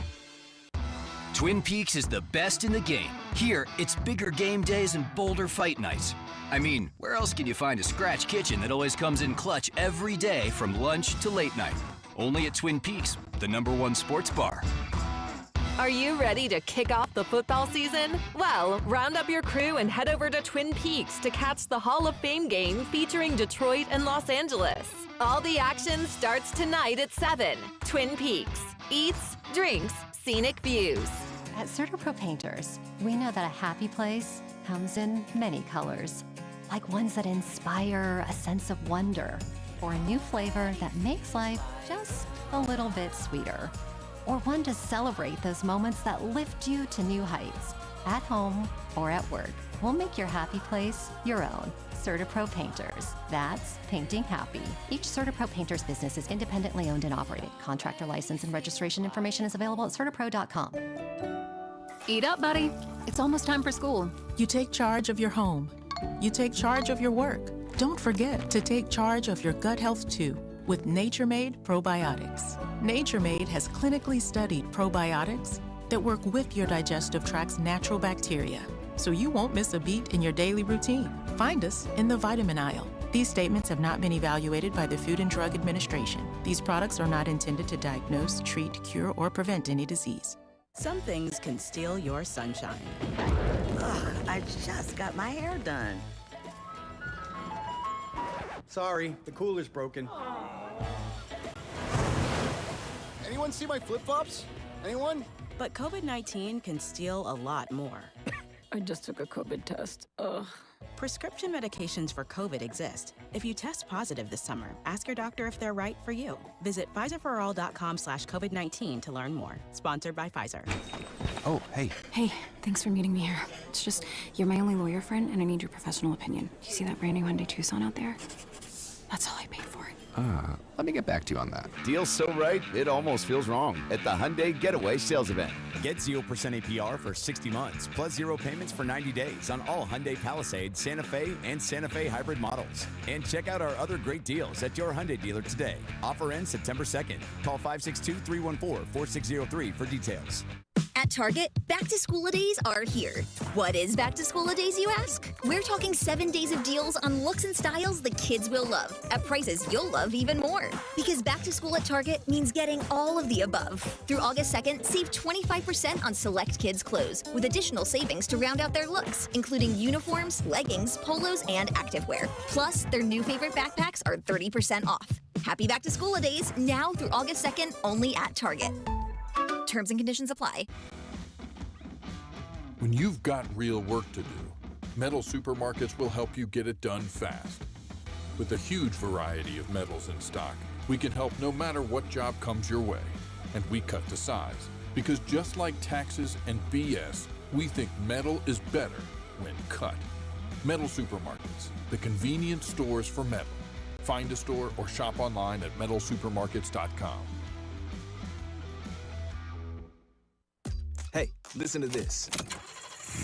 All I needed was a new starter. Got a great deal on eBay. Did it myself. Yeah, that's cool. But how about the soft purr of an upgraded exhaust when it fits just right? For me, it's the little things, like these new windshield wipers from eBay I installed. From small fixes to big upgrades, eBay has all the parts you need at prices you'll love. Guaranteed to fit every time. eBay. Things people love. Eligible items only. Exclusions apply. This report is brought to you by O'Reilly Auto Parts, your professional parts people. Check engine or ABS light on? Take the guesswork out of your warning lights with O'Reilly Veriscan. It's free. Ask for O'Reilly Veriscan. O'Reilly Auto Parts. Here's traffic, brought to you by DM Injury Law. Have you or a loved one been in a car wreck? Contact DM Injury Law today and get the money you deserve. Car wreck? Remember, Mike's got this. Brought to you by Gann Asphalt and Concrete. Up north, still working. That's Stall 210 Highway eastbound just past Brighton. It is in the left lane. And then you've got down south 435 eastbound just before 49 470, the right lane there of that exit blocked. From the Anthony Plumbing, Heating, Cooling, Electric Traffic Center, I'm Val, 96.5 The Fan. You're listening to 96.5 The Fan from the Mission Plumbing, Heating, and Cooling Studios. Hey Kansas City, it's Michael Waka. Welcome into The Drive with Carrington Harrison on your home for Royals baseball. 96.5 The Fan. All right, let's read a couple of the texts that we have in. Carrington, do you think that the Freddie Fermin trade has any indication that the Royals are going to pick up Salvi's option for next year? I mean, I would have been stunned. Legitimately stunned if the Royals' plan was not to pick up Salvador Perez's option. He is having another good season. And, I mean, next year, they've gotten through the expensive part of the contract. Next year, it is a club option for Salvador Perez at $13.5 million. He's making $20 million this season. I mean, I'll take Salvador Perez, but cheaper next year, especially when you as an organization feel like you have your bridge to who your 2027 catcher is going to be in Carter Jensen. Now, the real question, and we obviously got some time to get to this, is did you know that Salvi is an unrestricted free agent at age 37? So the Royals only have another season and 2 months under contract of Salvador Perez. And then at 37, we got to start asking ourselves, is next year the final season for Salvador Perez? And will the Royals bring Salvi back? Now, I imagine they would bring him back. I think it would kind of be like what they did with Zach Greinke at the end. Hey, we'll sign you to a one-year deal, sort of with an understanding that this is your last year in Major League Baseball. So, again, we got some time until we have that conversation. But, I mean, if their plan wasn't to bring back Salvador Perez on next year on the $13 million, then they should have been talking about trading him at the end of the year. Hey, you're going to be a free agent at the end of the year anyway. We're not bringing back your option. I think the plan is for Salvi to be back. So, yeah, I think you're picking up the $13.5 million for Salvador Perez. I think you're happy to get him at that number as well. Someone else texted in and said, we got two good young arms for a 30-year-old backup catcher. This was a nice job by JJ. It also solidifies the possible trading of Bubic in the offseason as well as the promotion of Carter Jensen by opening day. I'm not 100% that Jensen's going to be here by opening day, but obviously we got time to figure that out. Let's see how his season ends. Let's see how next year goes in spring training. He certainly will be given every opportunity, I think, to make the team. Now, the Bubic point, I think, is a very interesting one. Them continuing to stockpile arms is not the worst thing that can happen to give themselves options. The Royals are at a little bit of a crossroad about how they are going to fix their major problem. There are only, I would say, two ways to fix their major problem this offseason. You either need to spend the money in free agency, but if you listen to anybody that talks about what the free agency market looks like this offseason, they don't sound super optimistic about what is potentially available to pick up. And if there's not a whole lot of bats and everybody is looking for a guy that can hit 20 home runs and drive in 90 runs, I'm assuming that price is going to be a little bit outside of the Royals' price range. Then the only way, realistically, to see that the Royals are going to pick up the impact bat that they need is to trade something of value. Now, you got something good for Freddie Fermin. I don't want to make it sound like they didn't. But, I mean, you weren't getting a power-hitting corner outfielder for Freddie Fermin. You got what you got. You got one 25-year-old who has shown great promise early on and is a top prospect in a good organization's farm system. And you got a 28-year-old lottery ticket, and you'll see what you can get out of that scenario. They need someone that moves the needle. That's what they need. The Royals need to make a move this offseason that on December 2nd, we stop talking about the football team and talk about them. That's the kind of move that they make. Because I think the Royals can win their division in 2026. They certainly have the pitching to do it next year. The Royals are going to have the rotation and the bullpen that they will be in a position to make the postseason next year. It really just comes down to, this will be the second consecutive offseason of everybody knows what their problem is. They don't have enough offense. Are they going to spend the money to go get an impact bat? And I'm not talking Jonathan India. They need a Kendrys Morales. They need one of those kind of guys, a guy that you can plug in the middle of the lineup. That guy hit 23 home runs and have 87 RBIs with a 260 average and a 325 on base percentage. That's what they need this offseason. And how do they go about acquiring that player? And I don't know that it solidifies, to the texter's point, that Chris Bubic is gone. But now you have set yourself up where if you are trading Chris Bubic, you can still survive that. Now, this idea is based on a lot, for me at least. So what Ben Higgins, who's on the show earlier today, he covers the Padres in San Diego, said, he talked about how the pitcher the Royals added, it's Burgert, could be a number 2 or number 3 starter in Major League Baseball. You have Cole Reagans, who we presume will be healthy next season. You have Burgert, who, again, a person who covers the Padres, says he could be a 2 or 3 starter in the league. You still have Watka under contract. You have nothing but contractual control over Noah Cameron. You can always find Michael Lorenzen types in free agency. They had another pitcher today in Stephen Kolek, who could be a reliever, could be a starter, kind of a fringe guy. Like, it is a good problem to have where you were saying you can trade Bubic. You also could start to get rid of the other prospects in your system. Like, you could trade a Blake Mitchell who's at high A. You could trade a Ben Kudrna who's at double A. You can start to do those things, but it is never going to be a negative in my mind. The Royals have too much pitching. We might be in April and May of next year and saying, man, the Royals have no offense still. That's rough. If they have good pitching, you always give yourself a chance, and that is smart gameplay by J.J. Piccolo. And maybe, I know Hunter Renfroe didn't work out. If they sign a Hunter Renfroe type, but it works out, you feel better about the offense in one move. Maybe Jack Caglione starts living up to his hype, his, what people think he could be. You feel better about the offense. Like, I agree the offense is still problem A this offseason and still problem A today. I think it's problem A, problem B, and problem C. I also don't think that you need to have only 5 starters. You can make a small move in the offseason to fix problem A and still have such a strength there that you're okay. Yeah, I guess why I look at it as such a significant problem, and obviously you look at it as being a significant problem as well. I mean, if you were telling me offensively that you were in the same category and same conversation as the Rockies and the Pirates offensively, you have a problem. Like, there's no other way to put it. You have a problem offensively if those are the teams that you are around. They are 28th in offense. They have scored 5 more runs than the Rockies have this season, and the Pirates and the Rockies are 2 awful, awful, awful teams. And like the Royals they are significantly off of what average is offensively. So the Royals this season, they have scored 393 runs. The average is 475. Like, they're not close to league average in terms of runs scored. So this offseason, I don't think the expectation is how do the Royals get to be top 10 offensively. I don't think that that's realistic. I mean, they're 100 runs off of being top 10 offensively. It is, how do we get in this 14 to 17 range? If the Royals were 14 to 17th, they'd be in the postseason, comfortably in the postseason if that was the case. This team we would not be having some of the conversations that we're having. Someone on the text line says, when did the conversation start with trading Chris Bubic? I think the conversation started with Chris Bubic when we saw that they weren't trading Seth Lugo.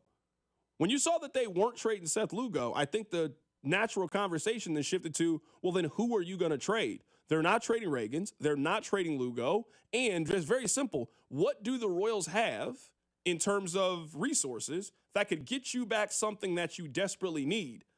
You're not trading Bobby Witt Jr. You're not trading Vinny Pasquantino. You're not trading Jack Caglione. You're not trading Carter Jensen. Like, I can give you a whole bunch of list of players they are not trading to go get this thing. So if you are going to trade somebody, who are the people that make sense?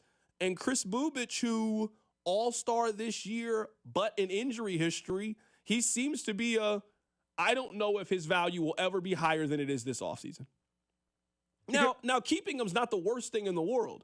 But I know we've had this conversation with Royals players in the past. If you were telling me that you want to cash out on Chris Bubic, there will never be a better time than this December.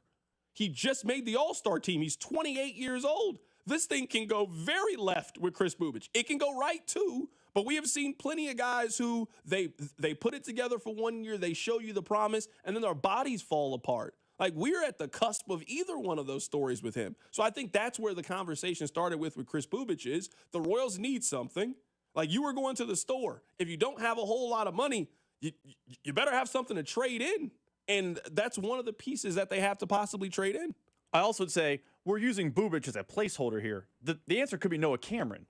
The answer could be Michael Wacha. Like, I agree. The idea of having somebody, for sure. Someone is getting moved. Or, John Sherman is going to open his wallet like we haven't seen in Kansas City since pre-David, I don't know. Like, if he's going to spend big on a free agent, then fantastic. You get to keep the pitching and you get the bat. But I have a hunch, similar to last year with Singer, one of these starting pitchers is going to be somewhere else come December, and the Royals are going to bring a bat back. And we're going to have conversations about, well, maybe what do they do with Cags now? What do they do with Grichuk now? What do they do with player X now? And that's a good problem to have, is to have too many good players. No, for sure. And a lot of people are making the point over the course of the season, yeah, but they've been above league average since the All-Star break, so the offense is capable, no question. It's been 2 weeks of games. It's been 2 weeks. I'm not telling you not to take anything from the last 2 weeks, but I mean, since the All-Star break, that's July 18th. I mean, the baseball season started on March 27th.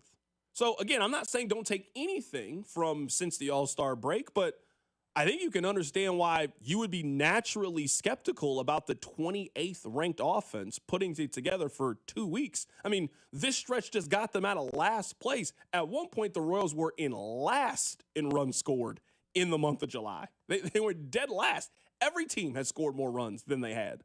So I need more than just a 12-game sample of the Royals offense to believe, hey, they're capable. Because I can give you a 90-game sample of they need something. They need a spark. And at the deadline, that necessarily wasn't the time to get that spark. And I'm perfectly fine with that. Now as we're looking toward the offseason, how can you kind of shake this thing up to give yourself a chance to do something meaningful? And I'm not talking about grabbing the last wild card spot. How do the Royals get from what they were 2 seasons ago, I guess a season ago, and being an 86-win team to being a 91-win team and really having a chance to make some noise? They got to make a significant move to improve their offense, in my opinion. Let's go to the phone lines right now to be joined by a friend of the show, Jacob Milham. He is with Kings of Kaufman. Let's get his thoughts on the Royals as the deadline is rapidly approaching. Jake, how you doing, my man? I'm doing all right. I keep on sitting over here refreshing Twitter. I have so many tabs open. I'm pretty sure my computer's about to close. So thankfully it has a break while I'm here to talk to you, C-Dot. Absolutely, man. Happy to have you on the show today. Let's get your reaction to, I guess let's start from the beginning. I thought they were trading Seth Lugo. I think a lot of people believe that they were going to trade Seth Lugo. They made the decision to extend him. What's your reaction? It was I was on the podcast about 2 weeks ago, and I gave it a 98% chance that Seth Lugo would not be under contract with Kansas City Royals after this season. Even if they held on to him, I didn't think they were going to be able to retain him. But lo and behold, I thought like that was a big move. It makes sense with this team saying, hey, we're still in 2025, but we don't want to mortgage our chances in 2026 either.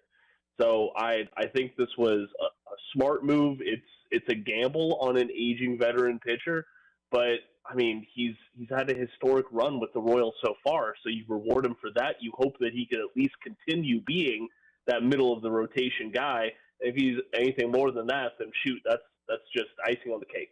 My thought process with the move is I'm perfectly fine with them deciding to keep Seth Lugo. I'm perfectly fine with the contract, perfectly fine with the extension. But as we are looking for the future, and I think a lot of the moves that the Royals have made at the deadline have been 2026 moves. What you expect to get from Ryan Berger. We'll talk more about him, Stephen Kolek, Seth Lugo for next year. I mean, this organization has two choices to add the offense this offseason. You either are willing to trade one of your starters or high prospects to go find that player, or you got to spend money in free agency. Everybody is saying this is not a great free agency year if you are looking for that impact bat. So then that leaves you with eventually you got to trade one of these guys to get something that you desperately need. Yeah, and this was, well, I know we'll talk about the Freddie trade here in a second, but like that was trading, like that was a trade that I would have not been shocked to see in the off season coming up. But it's free. They say it's a bad free agency class. Well, frankly, you can go back and look at the free agency bats from this past off season, and not a lot of those high dollar guys have lived up to those contracts, whether it be injuries, poor production, or just a mixture of the two. And when you have a guy like Tommy Pham looking like the best free agent acquisition from this past offseason, I mean, come on, what are we doing here? So it is, I don't think anyone can look into the crystal ball and say this is how the Royals are going to get better with either a trade or with free agency. Right now, this is I'm sure that those phones are ringing, texts are being sent out, things like that. I think that a lot of these trades that we're going to see announced in the next 30 minutes are going to be trades of opportunity, if you will. There's going to be that rental that the team is just like, hey, we got to get something for this guy. I just take him off our hands. Or there's going to be that general manager who turns to his friends and says, hey, this is the guy. We got to go get him right now. And I'm not looking forward to what the Royals are doing in 2026 yet, because I know you don't believe in the 12-game sample, but through my rose-colored glasses, I'm hoping that they can keep it up, what they've been doing over the past dozen games. Yeah, I mean, this next 10 games is going to tell you everything you need to know about the Royals. Like, they play maybe the best team in the American League in Toronto. They play a team that is directly ahead of them in Boston. I mean, we've been kind of using the term tread water. You and I have had numerous conversations over the course of this season. The time for them to tread water is not this week. You can be eliminated in these next 10 games if you play poorly, or you get swept by Toronto and then lose a series to the Boston Red Sox. So right now, I agree with you. The Royals have a chance. They don't have a great chance. The percentage is around 13%, but they are not completely out of it. You can keep yourself in it by a good week and really give yourself a chance for a really exciting August or September, or you can eliminate yourself here in the next 10 days. Right, and we talk about the next 10 games. Well, what gives you the best chance to win across the next 10 games? That is adding more talent at the trade deadline. We're still seeing some deals being made. I feel like we're kind of in a lull right now when it comes to compared to the rest of the day. Earlier on this afternoon was really just deals coming in one after another. Right now, slowed down a little bit, so I don't know if we're going to see one last wave around this like the hour sandwiching the trade deadline, if you will. So starting in about 10 minutes and then going on about 15 or 30 minutes after the trade deadline. Because Royals fans, I do want to remind y'all, think back to the 2023 trade deadline. And I remember I was reacting really poorly to that one because there hadn't been any announced trades. And then after the trade deadline passed, like 3 or 4 deals were announced. So just be patient, try to hold out, and hope the Royals have done something more. Jacob, give me a player other than Hunter Harvey that you could see being traded in the next 30 minutes. With this, I hate to say it, with the going rate of relievers right now, I mean, Carlos Estevez. I know he's your closer, and it doesn't make much sense to trade your closer when you're trying to go in the wild card race. But that's the guy who he's under control through 2026. You have Lucas Erceg, Hunter Harvey back not in tip-top shape, but in strong shape. And now you get 2 other pitchers who can either join the rotation or be relievers. Both of them have experience with it. So if the Royals are getting a blow-away offer with Estevez, I think you have to take it and see what happens. Right now, we're talking to Jacob Milham. He is with Kings of Kaufman, just getting his thoughts as we are less than 30 minutes away from the Major League Baseball trade deadline closing. All right, let's talk about the players that the Royals actually received. They got Ryan Burgert. He sounds like he's the crown jewel of this deal. Tell us a little bit more about him. Yeah, so it is 25-year-old. He's a top 10 prospect according to MLB Pipeline in the Padres system, and for good reason. He has some really good swing and miss stuff. He is still in his rookie year, so whether it be nerves or just getting some of the rust busted off after he started off the year as a single inning guy, and then he got sent back down to AAA, came back and joined the rotation. So he's still really early as a starter. He only has 7 starts under his belt, but I mean, as you say, stuff is king right now, and this kid has stuff. It's very fun to watch him. You go back and you look at his last 2 outings, he has performed very well against the NL's best lineups. He held the Mets to 1 run. He had 7 strikeouts against the Phillies earlier on this month. Like, those are you can look at ERA and WHIP and things like that, but if you want a guy who can come in and give you competitive starts every 5 games, well, what have they done against the game's best? Have they melted, or have they stood up to the challenge? And so far he has in his young career. And I think there's a lot that this Royals pitching coaching staff can work with. There are there are clear avenues to addressing some of his problems. And I want to say that is why the Royals were more apt to deal Freddie Fermin to the San Diego Padres. We had a guest on the show earlier. He thinks that Burgert's ceiling is him being a 2 or a 3. Do you agree with that? Do you see that as his ceiling? I see that as his ceiling, yes. I think his floor is a multi-inning bulk relief sort of guy, but I do trust he's going to settle in the middle of that. I think he is going to be a very good 4 or 5 rotation. And when you look at or 4 or 5 man in the rotation, excuse me, and when you look at how much control he has, how cheap he is, well, that is going to make the Royals investing in Seth Lugo and Michael Wacha and some other bats down the line. That's going to make it a little bit more prudent, if you will. So I expect him to be a bottom of the rotation guy, but if everything goes right, he's going to be a 2 or 3 guy in this rotation. The other player they got was Steven Kolick. I don't want to say that he was a throw-in in the trade, but he's certainly not the crown jewel. The other guy's 25 and in his first year as a major leaguer. How do you see Kolick kind of fitting into what the Royals have? So it's Kolick. He was meh as a reliever last year. He appeared in 47 games for the Padres. He wasn't a huge help in that bullpen, but he's been a starter all of this year. He's got 14 starts to his name.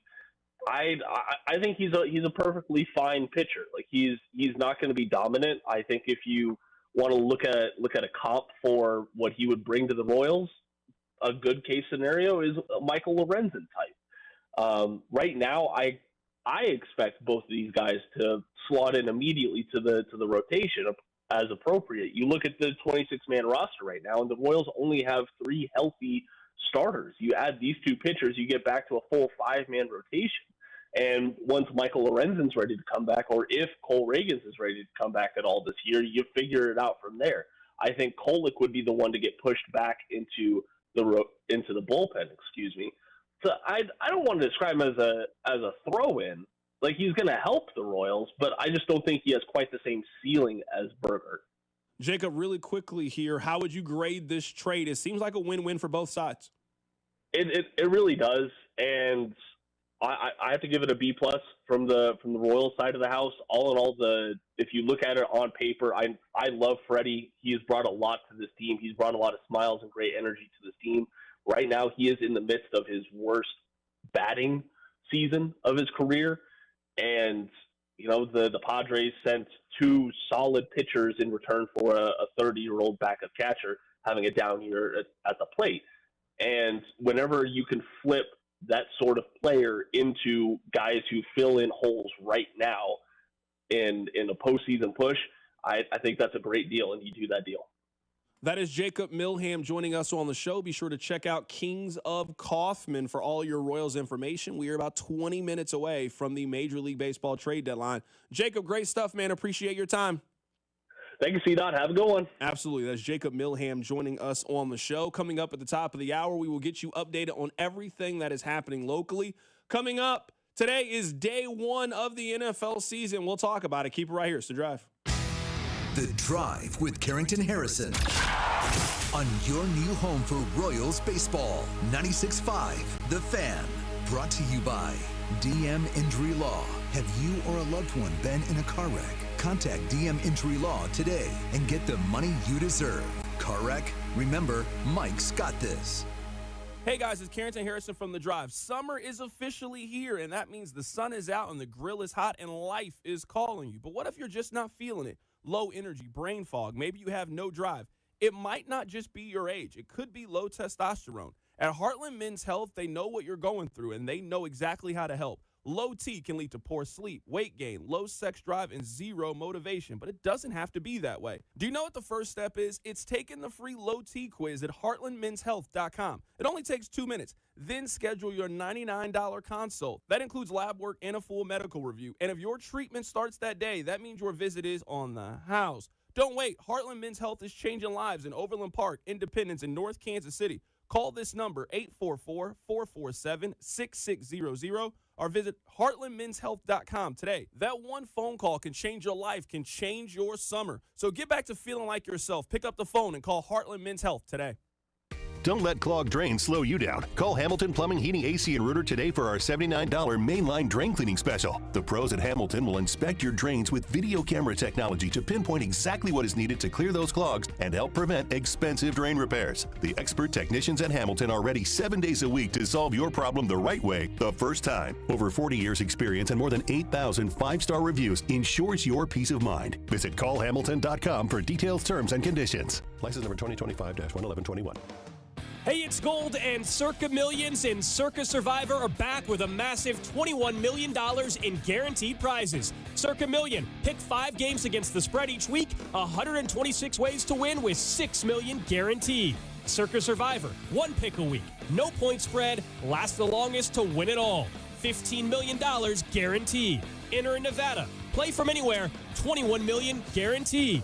Visit circasports.com for details. Need to sell your house in Kansas City but not sure what the best option is? Selling a home, especially when dealing with foreclosure, divorce, job relocation, or an inherited property, can feel overwhelming. That's why I don't just make offers. I help homeowners understand all their options so they can make the right choice with no pressure and no obligation. I'm Rex, a local homebuyer and resident right here in Kansas City. Whether you're looking for a fast cash sale or just want to explore your choices, I'll walk you through the pros and cons of selling to me or listing with an agent. If selling directly is your best move, I'll offer you a fair cash price and a closing timeline that fits your needs in as little as 7 days or on your schedule. No repairs, no commissions, no hidden fees. Just a transparent, hassle-free process so you know exactly what to expect. Let's talk. Call 816-330-6000 or visit rexbuyskc.com for a free, no-pressure consultation. Rex Buys KC, helping homeowners make informed decisions with confidence. Once active and adventurous, Stephanie was sidelined by joint pain. She was losing touch with what gave her real joy. I want to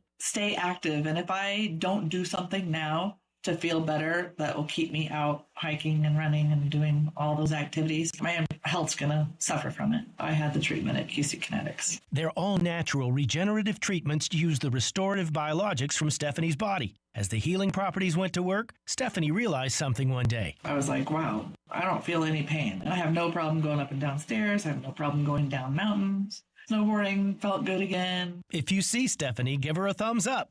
That is, if you can catch her. And now I can totally keep up with my friends in their 30s, and I'm 55. Don't even think about giving up. There's lots of life left to live. Call now for a free consultation. Call QC Kinetics, 816-412-6299. That's 816-412-6299. 816-412-6299. Car, truck, or motorcycle wreck? Remember, Mike's got this. Paid for client betrayal and endorsement. The choice of a lawyer is an important decision and should not be based solely upon advertisements. Give me one good reason why I should call DM Law. How about 3 great reasons? 1, it's easy. 2, it's fast. 3, the results. Mike's got this. 816-888-7500. Mike's got this. Here's traffic, brought to you by DM Injury Law. Have you or a loved one been in a car wreck? Contact DM Injury Law today and get the money you deserve. Car wreck? Remember, Mike's got this. Brought to you by DM Injury Law. Got a wreck near Blue Springs, 470 southbound, just past 40 highway. It is the right lane blocked. And then Kansas, that's a crash, 435 northbound past K32 call. Right lane blocked from the Anthony Plumbing, Heating, Cooling, Electric Traffic Center on Val 96.5, The Fan.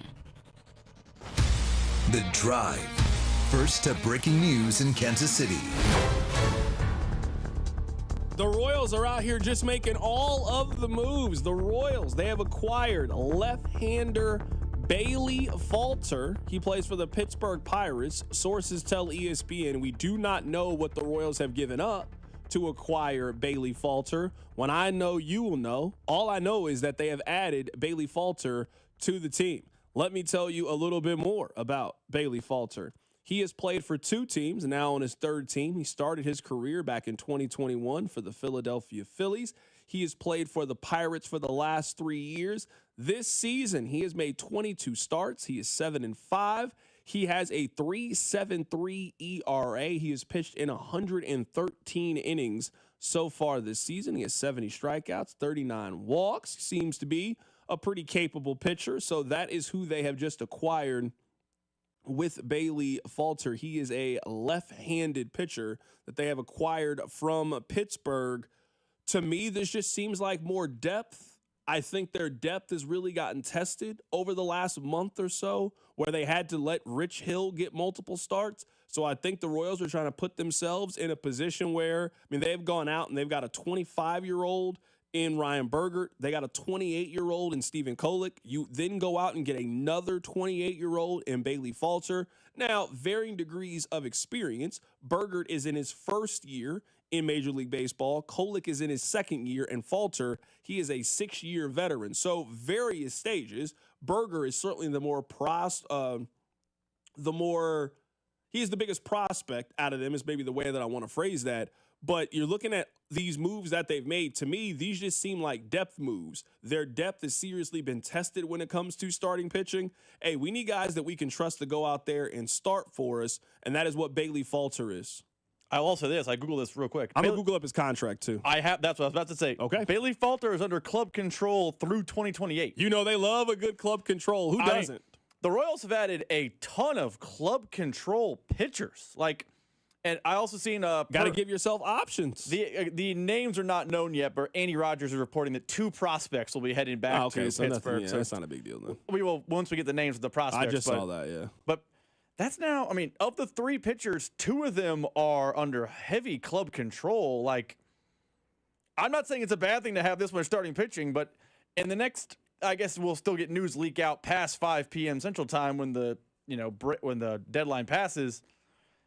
Is there something big on the horizon? Because I know... You think there's something big on the horizon? I would say nothing they've done over the last 3 days would lead me to believe something big is happening with the Royals. I think it's obvious what they're looking for. They're looking for... Is a bat move happening is a better way to say that. Because they I don't think so. They now have what? Let's just eyeball their rotation. Bergert and Falter are presumably about to go into the rotation. I don't think that Kolek is going into the rotation. I don't think Kolek is. So now we got 2. We got Noah Cameron. Michael Wacha is currently healthy. You got 4. Seth Lugo. That's your 5. Yeah, that's your 5-man rotation. You're about to get Reagan's back. You're about to get Lorenzen back.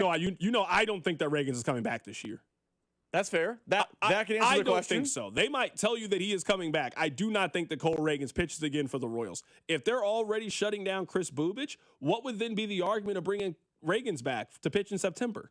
Now, maybe the Royals are really in it in September. That's certainly a possibility, and Reagan's can go. But by the time Reagan's comes off the IL, or whatever they're calling the list now, he then gives you 2 rehab starts. We're talking about early September. Maybe Cole Reagans is coming back under that scenario if they're still in it. I don't think Reagans is coming back this year. So I think I would say that these moves are telling you he's not coming back this year. We need an abundance of arms. They got 3 guys today that can start for them tomorrow if they need to, where they don't have to go get Dallas Keuchel. They don't have to go get Rich Hill to come back. They are good for the rest of the season if Reagans comes back or doesn't come back. That's what I would say these surplus of moves are. But just honestly, to go pick up a bat that you think moves the needle, what would they like? Who is that guy? What would they have to give up? I mean, look at what Bergert's a little bit different. Berger's a 25-year-old. He was a top 10 prospect for them. Bailey Falter, he was a below average pitcher on the Pirates earlier this week. By the way, we do know how the prospects now. It's Royals prospect left-handed pitcher Evan Sisk, who I believe had a chance to make the roster out of spring training, and then Callan Moss, the 2 players. It's not like they got rid of Carter Jensen for Bailey Falter. It's 2 prospects who you don't really know. No, for sure. And these are the kind of moves that I would expect the Royals to make. I don't think these moves are bad at all. If you got 3 years of club control over a guy who has made a decent amount of starts in his career, I mean, you'll take that if you're the Royals. Let me look it up again here with Bailey Falter. Let me get off the page when it comes to the money. I mean, Bailey Falter has made 81 starts in his career. 81 starts. He's been a guy that he's going to give you innings.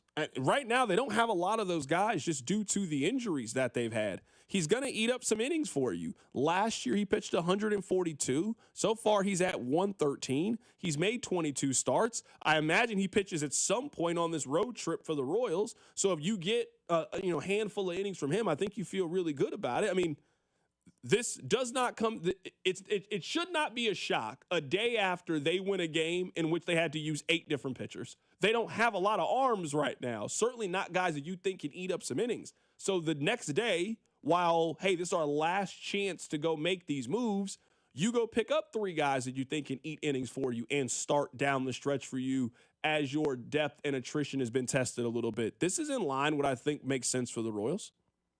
I do think now. I think earlier I was open to the idea, but now I'm 100% here. They are trading a starting pitcher this offseason. That's how they're going to get their bat. Because they now have, like, if you fast forward the clock and it's December, Falter club control, Burgert club control, Cole Reagans they just extended, Chris Bubich going into the final year of his contract, Noah Cameron club control, Michael Wacha, Seth Lugo they just extended, and I didn't even mention Kolek. This to me makes it 100%. At some point, whether it be, I don't think it's gonna be today. At some point this offseason, a pitcher is getting moved for a hitter. It just is too obvious at this point. That is going to happen for the Royals. Yeah, I guess I'm not as interested in a hitter. I guess. What version of hitter are we talking about? Are we talking about getting someone that can hit 6th for them or getting Randall Grichuk? I'm hungry. Are we going to get ramen noodles or are we sitting down and having a meal? Both are food, sure. One, I'm going to be pretty hungry again soon and be in this exact same situation of where I'm figuring out where my next meal is going to come from. So that's what I would just ask the Royals of if we all know what their issue is, they need to go get a bat. So are we interested in going to get another Randall Grichuk bat who can be a 4th, 5th outfielder if something goes wrong? Or are we looking to have someone who can play left field every single day for them in 2026 and be a day one starter for them? That's really what they need. They didn't go get that around the trade deadline. I presume they're not getting it. That's just not really the energy that they've had during the deadline. Let's see what happens. But I'm with you. It does feel like they have just added a bunch of arms. I also think this is important to note. I'm not here to be negative on the day that they make these moves. All 3 of these guys are not working out for the Royals. That's just not the way that trades work. You know what I mean? One of these guys ends up we never really speak of again, or we get to see one of them, and that guy doesn't live up to the expectations. This does have, who were the guys they got from the Padres a couple of years ago? Brandon Maurer. Who was the other one? Yeah, Brandon Maurer is one. I can't remember the other one. Brandon Maurer was bad. I remember that. For sure. Now, I'm not saying these guys will be bad, but, you also got to take as many swings as you can. Maybe you hit on Burgert, Kolek is okay, and Falter just ends up being another guy that you have, and he's just kind of that piece. But these are not bad moves for the Royals. These are fine moves for the Royals that I think help you in the short term for what you need right now, which you just need more arms, more guys that can eat up innings for you, and having club control for 26, 27, and 28 on all 3 of these guys is definitely the position that you want to be in and gives you the flexibility to do just about whatever you want. Coming up on the other side, we'll continue talking about this. The Royals are making moves. They have acquired 3 pitchers over the show. They have acquired Ryan Burgert, Stephen Kolek, and they just traded for Bailey Falter. He started for the Pittsburgh Pirates earlier this season. They have made 3 moves in the last 3 hours. Keep it right here. It's The Drive. The Drive with Carrington Harrison on your new home for K-State Athletics, 96.5 The Fan. Brought to you by DM Injury Law. Have you or a loved one been in a car wreck? Contact DM Injury Law today and get the money you deserve. Car wreck?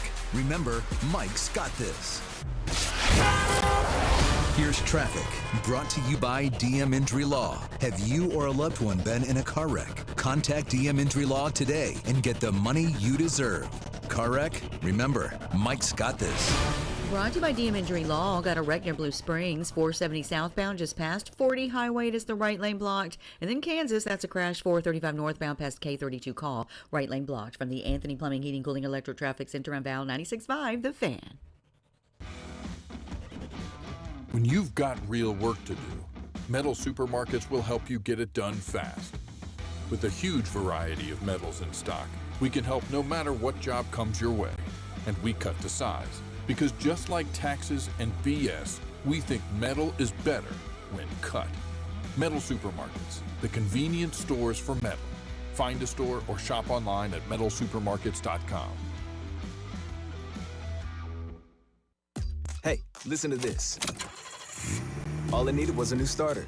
Got a great deal on eBay. Did it myself. Yeah, that's cool. But how about the soft purr of an upgraded exhaust when it fits just right? For me, it's the little things, like these new windshield wipers from eBay I installed.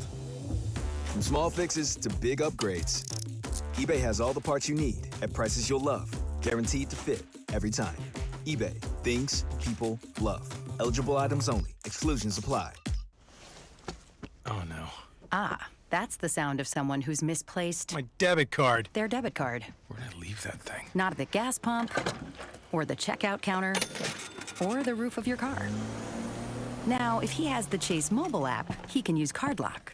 Wait, I could just lock my card. Yep, just a few tippy taps on his phone, and that sound? That's peace of mind from Chase.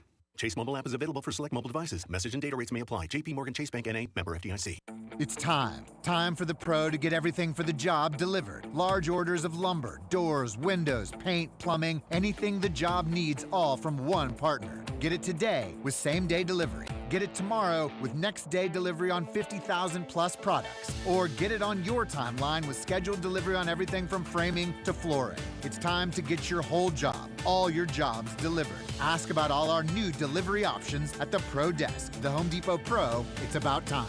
At Casey's, we're too nice to say no. So when someone asked for a free frozen drink, we said sure. Then they said every Friday all summer, and well, now we're giving away free medium frozen drinks every Friday. Free Frozen Fridays with Casey's Rewards. It's not crazy, it's Casey's. See store for details. Life's better with American Family Insurance. Because we know in making the most of your home, DIY doesn't just stand for do it yourself. It also means dream it yourself. And we're here to help protect the dreams you're building. Save up to 23% when you bundle home and auto. American Family Insurance. Get a quote and find an agent at amfam.com. Products not available in every state. Visit amfam.com to learn how discounts may apply to you. American Family Mutual Insurance Company, SI, and its operating company, 6000 American Parkway, Madison, Wisconsin. Having unexpected car trouble or just in a car accident? Call Jay Southland Tow Service, 816-779-4869 or southlandtow.com. Use the tow service trusted by most local police departments. They can do it all. Be in the know and call Jay's Southland Tow. Only $39 for an AC tune-up. Book now at themvpkc.com. MVP Air Conditioning, Heating, Plumbing, and Electric is your home's MVP this summer. Get a summer AC tune-up for just $39 and avoid costly repairs. Call today, 913-214-1212, or visit themvpkc.com. MVP, one call does it all. 96.5 The Fan, your home for Kansas City sports. Wake up with Fesco and Dusty from 6 to 10. Hang out with Cody and Gold from 10 until 2. And on your way home, tune in for The Drive with Carrington Harrison. Can't listen in the car? Listen live or on demand with the Odyssey app. And watch all the shows on YouTube or your favorite social media platforms. Your home for Chiefs football. Your home for Royals baseball. Your home for Kansas City sports. 96.5 The Fan. Subscribe to our YouTube channel so that you can watch every show, plus video clips and shorts, all right from your phone, desktop, or tablet. The Fan's YouTube channel at 965 The Fan. KFNC FM and AM, HD1 and HD2, Kansas City, an Odyssey sports station.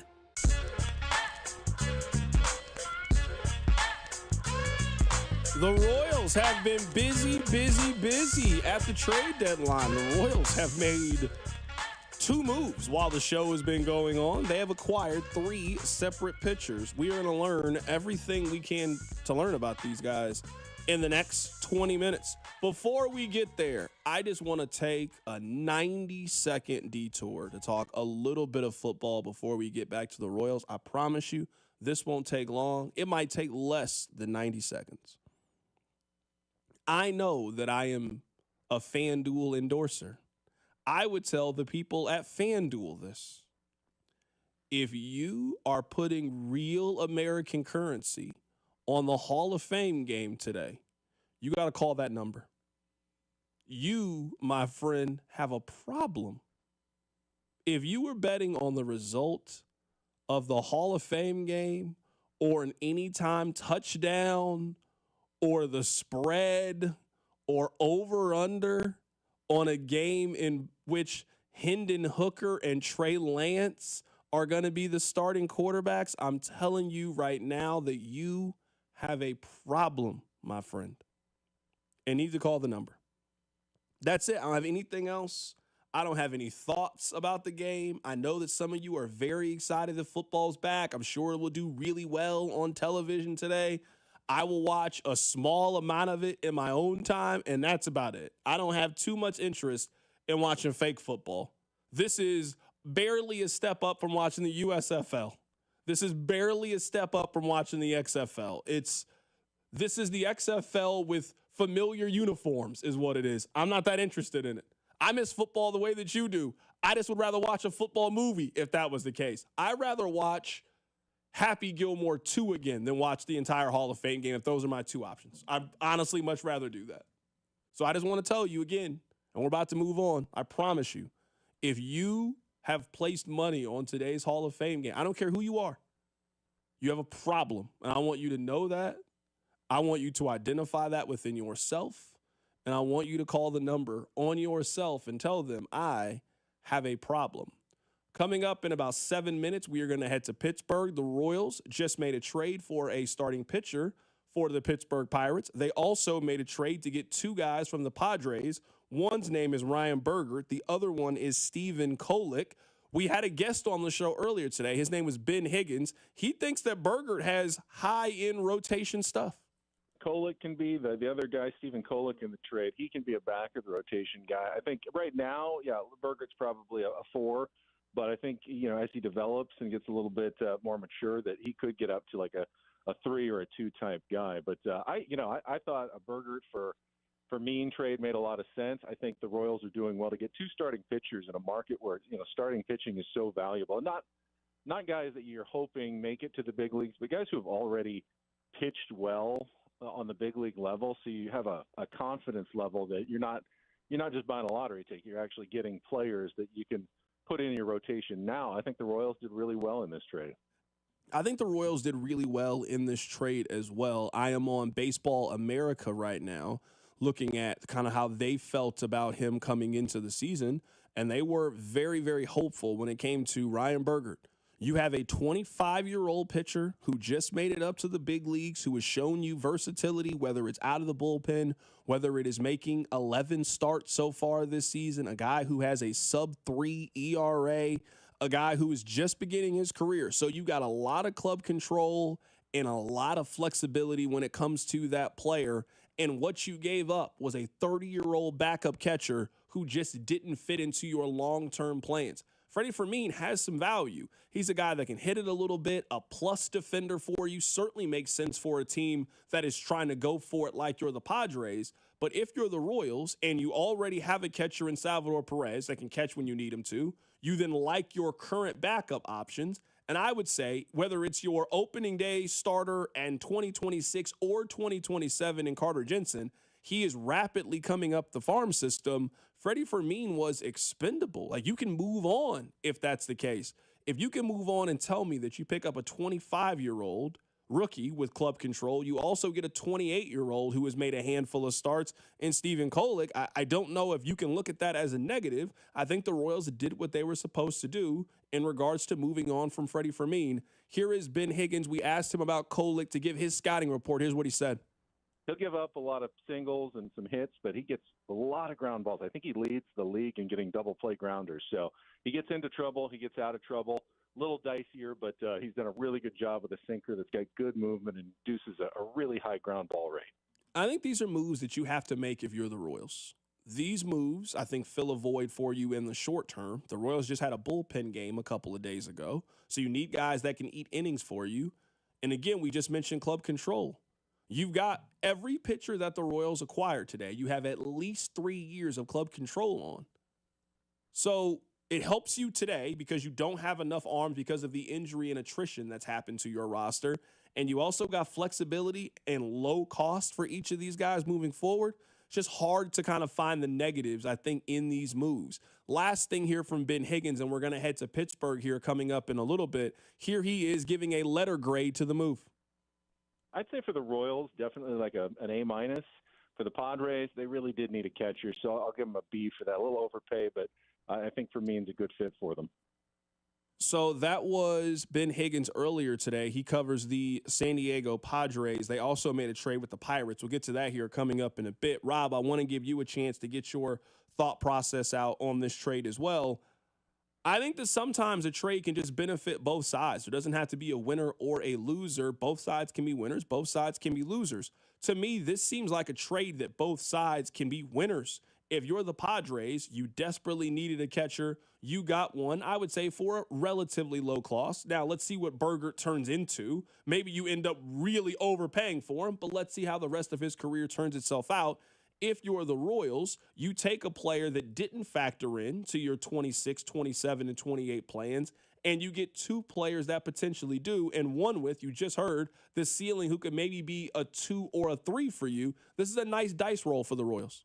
And we can talk about the bigger picture later in the 5 o'clock hour, because we will have a guest on from Pittsburgh here in a few minutes talk about Bailey Falter. In a vacuum, I really like both deals. Pitching is the currency of baseball. I know that was a Dayton quote, but J.J. Piccolo, while different than Dayton, and I think that's worth noting, is still a Dayton disciple, acquired a ton of pitching at the deadline. And I know deals are kind of still leaking in. Maybe they got a bat. I don't know. But they acquired club control pitching, and you can never have too much of that. 25, 26, 27, 28-year-old starting pitchers are a good thing to have in the system. You do not want to be in a situation where it's July 25th and Rich Hill is starting for you at 45 years old. I know the text line got all excited because they signed Dallas Keuchel to a minor league deal. Dallas Keuchel at 37 years old should not be part of your plan. So having a plethora of club control 20-something starting pitchers is very, very good. So both deals I like in a vacuum. But we will talk about this later in the 5 o'clock hour, I presume. 0 bats today does feel a little odd for a team that, at least from the outside looking in, appears to be buyer-ish. They weren't full-on buyers.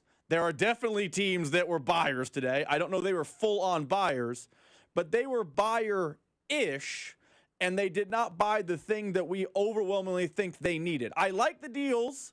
I don't know they solved any of their major issues today, though. Yeah, I would say that the Royals used the trade deadline to fill some immediate needs. They needed more arms. It's not realistic for the Royals to have a bullpen game once a week, which is what it was kind of looking like it could be until some guys get healthy and get back. So in the short term, I mean, you added 3 guys that could start for you tomorrow. The Royals are off today, tomorrow.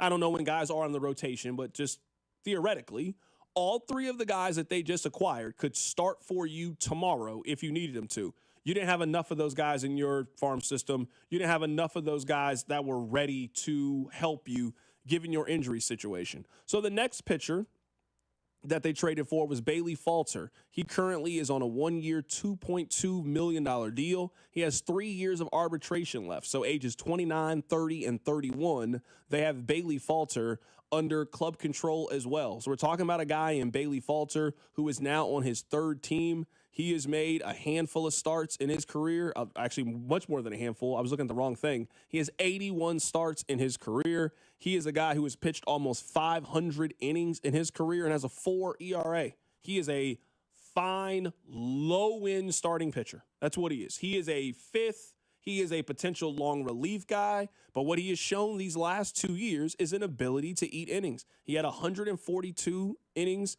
in 2024. So far this season, he has pitched 113 innings for the Pittsburgh Pirates. So you didn't give up a whole lot, but you got a starter with club control for the next 3 years who has stayed healthy these last couple years. He made 28 starts and currently has made 22 starts this season. You acquire him for next to nothing, and you got club control for the next 3 years. Hard to really argue that trade as well. Let's learn a little bit more about Bailey Falter with our guy Adam Crowley joining us on 93.7 The Fan in Pittsburgh. Adam, when was the last time that you got a request to talk about the Pirates? Paul Skeens-related matters. It'll happen from time to time. I got to tell you, I did not expect to be talking about Bailey Falter today, and frankly, I did not expect to be mad about something having to do with Bailey Falter today. And as a Pirates fan and somebody who talks about them daily, I am upset that the Pirates made this move, which I think probably means good things for you and your listeners. Okay, so let's figure out why you were mad. Are you mad about the compensation? Are you mad that Pittsburgh traded him away? Why are you mad about this? Yes, I am mad about both of those things. The Pirates are trying to be good in 2026. At least that's the stated goal. Nothing they've done today would back that up. So that's why I'm mad on the Pirates front. But you want to know more about Bailey Falter. He's a smoke and mirrors guy. He doesn't throw super hard. You'll watch him, and you'll probably ask yourself regularly, how is he getting people out? Well, the secret of Bailey Falter, I'm sure they'll mention it on the broadcast because they do it here in Pittsburgh all the time, is his extension. He releases the ball very close to home plate. He's got deception in that delivery. And so for a guy who really doesn't throw super hard, sometimes can hit 94, 95, but usually sits around 91, 92. He'll get a strikeout in a key moment. Also, he's got 3 more years of control. He figures to be pretty cheap, and he's a serviceable 4th or 5th starter. And from the left side, I heard you say, I think you're right, worst-case scenario with a guy like Bailey Falter is he's valuable long relief from the left side. I think he's a pretty good player, and he's had a great attitude. When he got to Pittsburgh, he had really struggled prior to his arrival. He struggled at the beginning portion of his Pittsburgh tenure, and he tweaked his delivery. He had a smiling face on. He was a good teammate, turned things around. And he's been one of the few bright spots, frankly, these last 2 years for the Pirates. I mean, this just seems like the ideal kind of back-end starter for a team. Like, I'm looking at the Royals. If everybody is healthy, you got Lugo, Reagans comes back, Bubic made the All-Star team this year. You also got Noah Cameron. You might not know who he is, but he has been a exceptional rookie for the Royals this year. They've got 3 or 4 names. I think you're just asking Bailey Falter to come in, be a 5th starter for you, and a guy that can eat up innings and throw some ground balls, and it sounds like that's what he is. That's right. He will take his turn every 5th day, and he'll give you 5, 6 innings, and you'll have a chance to win. He's a solid starting pitcher. And if you can get one of those guys to round out your rotation, you can get one of those guys to round out your 26-man roster, and you don't have to pay much of anything for him, and you don't have to give up a top 30 prospect, as I understand. I think that's a slam dunk good deal for the Royals. I mean, he wasn't even discussed as a potential trade candidate this last month or so in Pittsburgh because, well, their ownership is cheap, and that's an understatement. He's cheap, Bailey Falter, and he's pretty good. I mean, he's an ideal Pirate, and I think he'll make a good addition really to any rotation. And, again, if he's not part of a rotation, I mean, he could even be a little bit of a left-handed specialist for you if necessary. I'll get you out of here with this last question. These are your options. You have to bring Matt Canada back to be the offensive coordinator for the Steelers for the next 3 years, but that means that the Pirates are going to have new ownership. Are you going to take that trade? Oh, absolutely. That's an easy one. You guys hated Matt Canada, though. You despised him. I know that. I thought you were going to go with more of a short-term solution for the Pirates, but if you could change ownership for the rest of my life and my kids' lives, I would do pretty much anything. You could come over here and peel my toenails off, and I would do that to get this guy out of town. Well, you know what? I look forward to, usually when we have you on, we have you on to talk about your 9-win football team. We'll definitely get back to that. I can't wait till you guys get off to a nice 4-2 start, and then you guys falter in the second half, and then we figure out if you're going to lose to Kansas City, Baltimore, Buffalo in round 1. That's why we usually have you on, but today we had to switch things up with the deadline. Yeah, I can't wait to talk to you about my 9-7-1 Steelers headed to Arrowhead for that playoff game where they're going to lose by 45. Okay, well, you heard it right there. That Adam Crowley, who does mornings in Pittsburgh, has them with a tie with the Cleveland Browns at some point this season. Great stuff, Adam. Appreciate you. Hey, thanks a lot. Be good. Appreciate it. Absolutely. That's Adam Crowley joining us on the show today. How can football season be excited if you know your team's going to go 9-7-1? I don't know how excited you can be about football season. You're just mid. The Drive. We have more First to news. breaking news in Kansas City. Who'd they get? Carrington, another deal snuck in right under the buzzer. Hold on. Let me guess. All right, I haven't even seen it. I swear I haven't seen it. All right, here we go. They got a pitcher. 0 for 1. Okay. They got he hits 240. He plays infield for an American League team. You got a third of that right. The Royals have acquired Mike Yastrzemski, an outfielder from the Giants. He is basically left-hand hitting Randall Grichuk. He hits .231 this season. Okay. He does, in fact, have 8 home runs, though. The Royals acquired him right under the wire as that deadline news just came through. Mike Yastrzemski. Are they bringing his peoples with them? Is his grandpa coming? Carl would be a bigger deal. That's it. They have no more moves. Do we need to get somebody for Mike Yastrzemski? I don't even need help learning how to pronounce this guy's name. I already know. I already know how to pronounce his name. I mean, I never heard of him, but I've heard of him, you know? You probably heard of his grandfather. No, I've definitely heard of his grandfather before. This is basically. Hold on. This guy gets on base. I can live with this a little bit. He gets on base. He's got a .330 on base percentage. I mean, that makes him like Tony Gwynn on this team. You get on base 33% of the time. You're Tony Gwynn. Right? Come on now. He has 8 home runs, 28. I mean, this guy, it makes sense. I mean, he strikes out a lot, but I'm okay, all right. Mike Yastrzemski.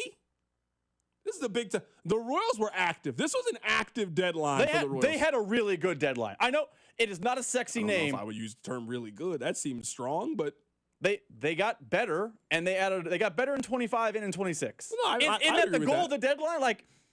And I would also say, we didn't talk about it on the show, the Twins don't have any baseball players left, so the Twins got worse today. Like, if for those keeping this man's track, contract. Let me see what it looks like. he's 30-something, so I think it's an expiring deal.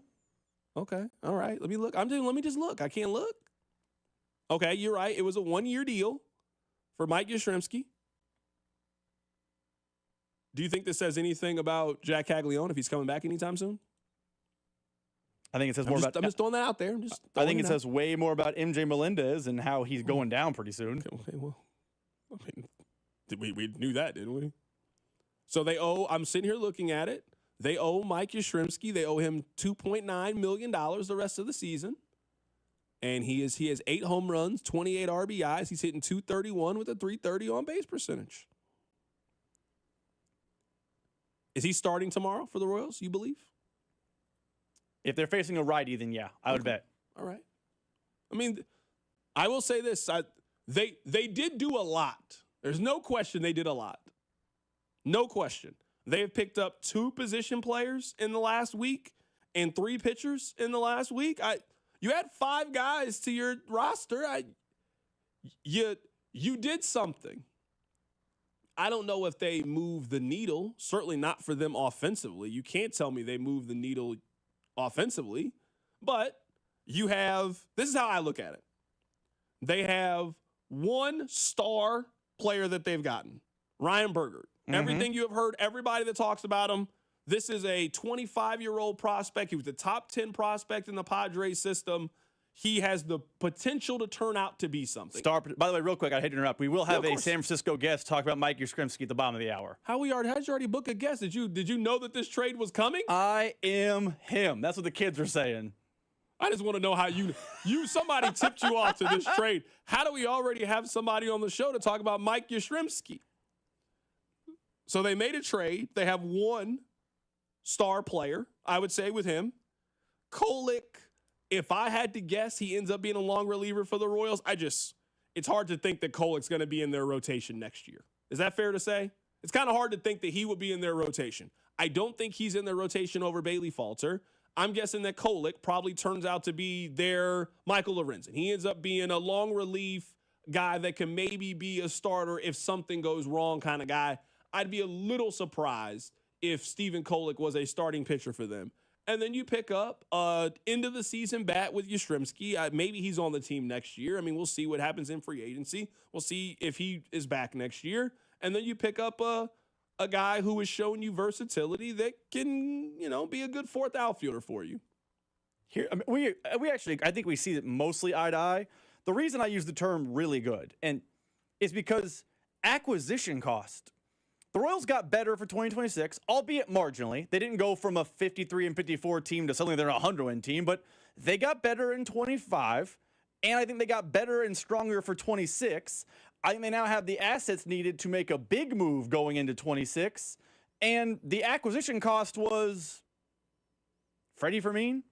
Yeah. Like that's part of the thing here. Like, the Royals have to operate. They're not going to outspend anyone. So if you're giving up a backup 30-year-old catcher, you're getting a guy who we heard has star potential as a starter. You're getting, a lottery ticket type reliever, and then you're getting a back end of the rotation, could be a bullpen type of arm and falter, and let's see if he helps you type of bat. You also added Adam Frazier and Randall Grichuk, and you essentially gave up the biggest name we can think of is Freddie Fermin. I mean, I can't imagine Mike Yastrzemski cost the team a big prospect. That's good acquisition cost for the players they added. I also wonder if the Giants are willing to eat some of the money as well. I'm just curious. I mean, they owe him $3 million the rest of the season. I'm curious if the Giants were, hey, let's split this difference with you. We want a better prospect. We'll split the difference for you to make sure we give ourselves a chance at a better lottery ticket. It could be what happens. We don't know. Let's take a guess. Rob is working today. We took a trip to San Diego to talk Padres. We took a trip to Pittsburgh to talk about the Pirates. Now we're heading to San Francisco to talk about Mike Yastrzemski. It's The Drive. The Drive with Carrington Harrison. This man was a bona fide scrub. On 96.5 The Fan. Brought to you by DM Injury Law. Have you or a loved one been in a car wreck? Contact DM Injury Law today and get the money you deserve. Car wreck? Remember, Mike's got this. Do you have $10,000 or more in credit card debt? Are you barely getting by making minimum payments? With credit card debt reaching all-time highs, National Debt Relief is letting everyone know about great debt relief options now available to help people with overwhelming credit card debt. These options may reduce a large portion of your credit card debt. Get a free debt relief consultation when you call 800-586-4040. 800-586-4040.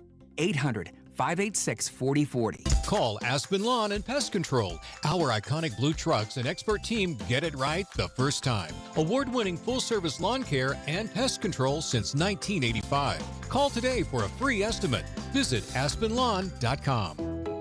It's funny how one little light can stall out your entire day. I was already running behind, and now this, the check engine light.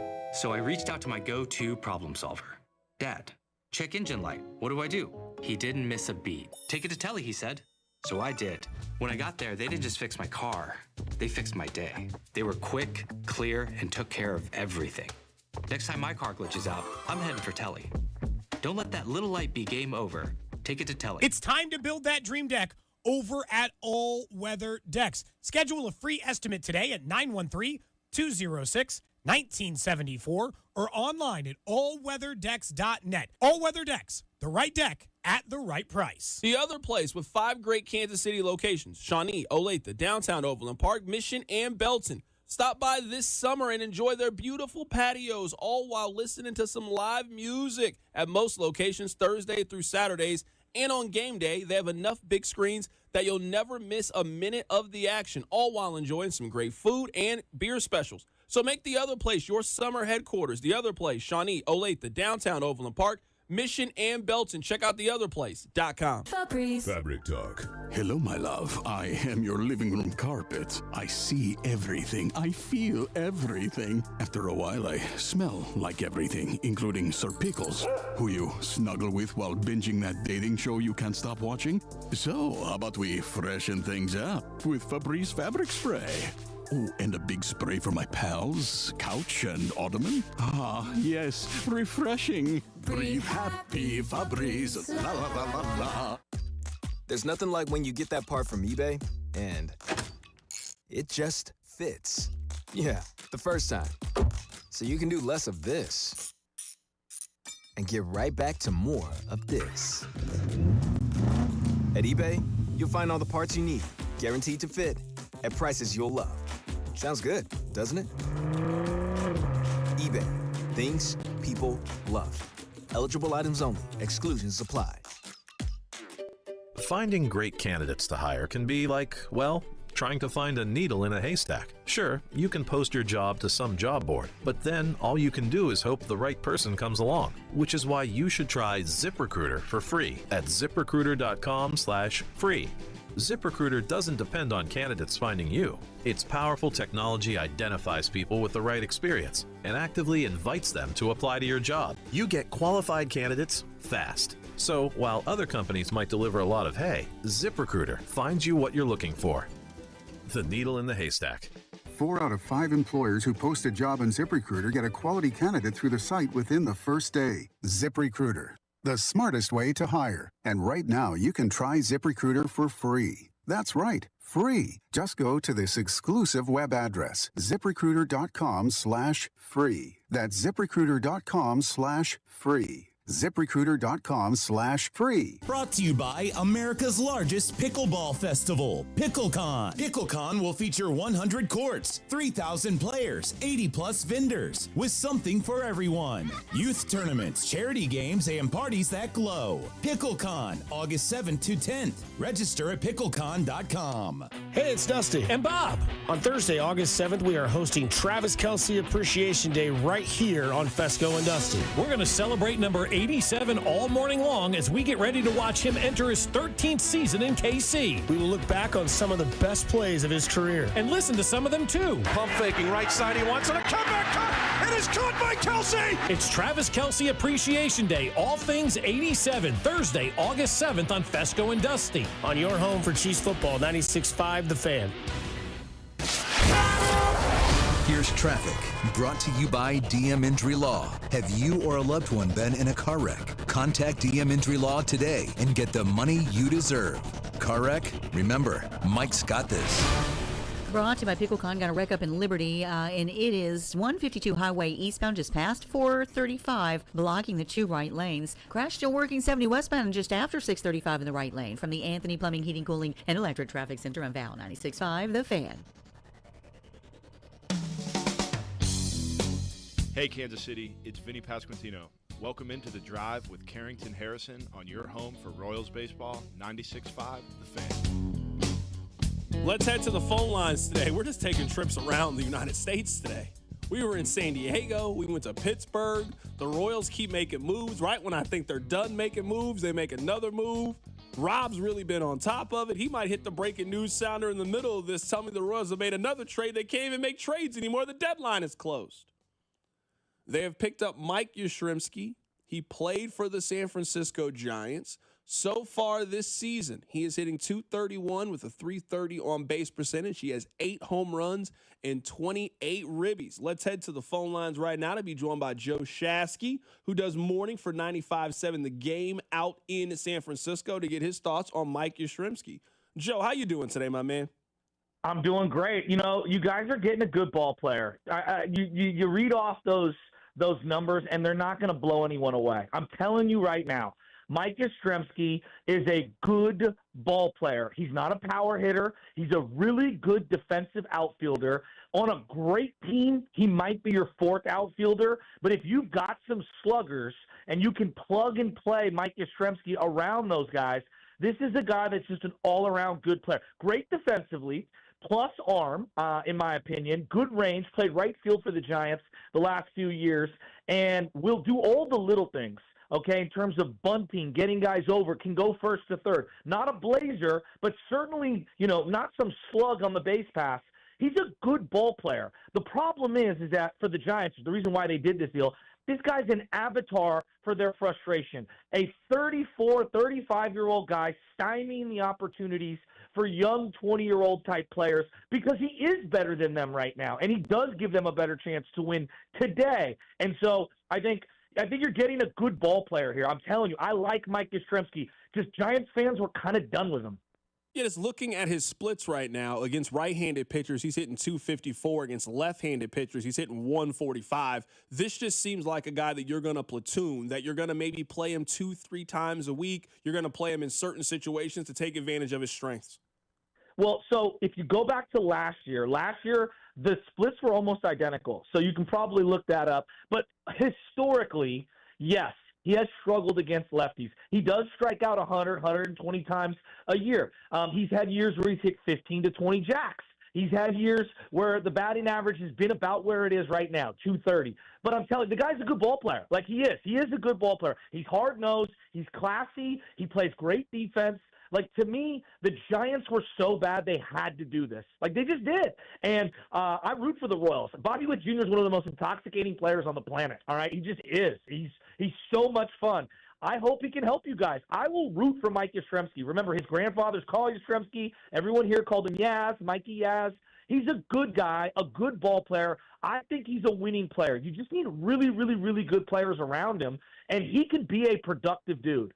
Yeah, I'm looking at the contract. I mean, it's not bad. The Royals owe him around $3 million between now and the end of the season. I wonder if he's a guy that could possibly come back to Kansas City next year. I mean, he's only played for one organization. So, I mean, this is his first time to kind of test free agency and see what he wants to do this offseason.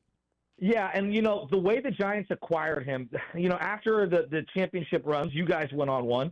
After the championship runs, it was just, They changed regimes. They went to this guy, Farhan Zaidi. And Mike Yastrzemski represents kind of the Farhan Zaidi, the former GM, his entire tenure. He's an avatar for fan frustration from the prior regime. They found this guy in a dumpster bin, if you will. He was a former first-round pick. I believe this was the Orioles. And they found something in the guy, and he ended up being a really productive player for them. I mean, he's been here since like 2018, 2019. He is a very solid player. It's just, he's been miscast as a middle-of-the-order guy. We had no real thumpers. So he batted 3, 4, 5. This year they experimented with him leadoff. He's a 7, 8, 9 hitter on a stacked lineup. I know you guys, we watched you guys play earlier this year when you played the Giants, and I think he slots somewhere in that 7, 8, 9 slot. And if he's a double leadoff guy, you could do a hell of a lot worse than him. Joe, I want to get you out of here with this last thing before we let you go. Just sit back and listen for a little bit. A 3-yard touchdown pass in overtime. Kansas City wins the game 25-22. And the Chiefs Kingdom has started its own history class, because for the first time in 6,944 days, there is a back-to-back Super Bowl champion. I just wanted to make sure before we let you go, I wanted to make sure that you heard Mitch Holthus call the Super Bowl win against San Francisco. I just wanted to make sure that you had that in your Why you gotta do that, dog? Why you gotta do that, dog? Like, for real. Oh, my God. It's Kansas City and San Francisco that seemed appropriate. I don't have any more just questions about their fourth outfielder. I had run out of questions. I don't want to know about your football team. I just wanted to play that for you. Oh, my God. It's funny how San Francisco and Kansas City have been connected over the years. Steve DeBerg, Joe Montana, Elvis Gerbach. Obviously Andy Reid had San Francisco ties, San Francisco State boy. There's just so many weird, random ties. You know what I should do every time I come on? How about that guy Madison Bumgarner, huh? Should I do that every single time I come on? I mean, they've won the World Series since then. You guys have not won the Super Bowl since then. I mean, no, you can definitely bring up Madison Bumgarner, but you know what? You kind of lose a little bit of that sting when I was at a championship parade a year later. Dude, I got to say, that's a great point, but I got to say, Patrick Mahomes, he drives me just okay, crazy. All right, Joe, you know what? All right. You've now taken it too far. You're mocking Pat's voice. You've taken it too far. Come on now. You know what? It's just he's so good. You can't hate him because he's that good, but I do hate him, if that makes any sense whatsoever. The ones you truly hate the most are so good, you almost have no rebuttal. It was just me with Emmitt Smith in the 90s. He was so good. It was I hate him, but he's so good, and he's a good dude. It's hard to truly hate the person or the player. And Mahomes is the same thing. I will say this. Last year was misery for us because you sent us into a tailspin. We went 6-11. It was just a nightmare. We never got over losing you guys in overtime. And then you guys lose to the Eagles, a team I hate more than anyone. Do you know how bad that Super Bowl was for us? It was awful. I mean, Joe, you know what? I love you. I really do. You made fun of Patrick Mahomes' voice, and then you bring up the Eagles Super Bowl. I got to let you go now. Joe, thanks for coming on the show today. You did a lot in the last 3 minutes. You did a lot, but you know what? I might have started the first shot, so that's life. It's all good. You hit me up anytime, and I mean it, dude. Bobby Witt Jr., to me, if I'm starting a baseball franchise today, give me the superstar in his 20s with the freaking generational baseball talent in his blood, playing shortstop up the middle for the next 15 years. Bobby Witt is the number one pick for me in all of baseball if I'm starting a franchise. I am dead serious. You guys are lucky. That is Joe Shasky joining us on the show today with 95.7 The Game out in San Francisco. Love having him on, having a little bit of fun with our guy Joe Shasky. Everything the Royals have done today makes perfect sense. Everything they've done makes sense. They got a fourth outfielder, potential starting outfielder for the rest of the season in Mike Yastrzemski. You add another platoon guy with Randall Grichuk. You have 3 starting pitchers. I mean, this is in line with what I thought the Royals were. Once we realized the Royals weren't going to trade Seth Lugo, like if you are upset that the Royals didn't make a bigger splash, I understand why you're upset. But once the Royals told you that we're not trading Seth Lugo, who were they trading to then make a big splash? This isn't the free agency deadline. It's the trade deadline. Who are they then trading to then go get this big impact bat? Lugo was the only person. You can't trade Reagans. He's hurt. You can't trade Chris Bubich. He's hurt. Who did you think they were trading to get this bat once they re-signed Lugo to an extension? So now it's about picking up the secondary pieces. And they've picked up 5 in the last 3 days. I just don't know how upset you can be about that. You go get a 25-year-old rookie in Burgert who has shown you great promise. You got 2 possible long relief inning-eating pitchers. And you got 2 guys that you can platoon that if you add them together, you got an okay player. They basically got an old version of John Rave today and didn't give up a whole lot to go get him. This was a fine deadline from the Royals. I'd give the Royals, based on what my expectations are, I'd give the Royals a B+ today. I'd give them a B+. Again, it's on a curve. I mean, I don't think any of these moves are the moves that get them over the deadline. This isn't 2015 where the Royals felt like they were the best team in baseball, so they took a swing to go get Cueto and Zobrist. I mean, that's not what this trade deadline was. The Royals needed some starting pitching. They went out, they got some starting pitching. The Royals needed an outfield bat. They got one to some extent. I'm not upset with what the Royals did this offseason, or I guess this trade deadline. It's in line with kind of how they moved.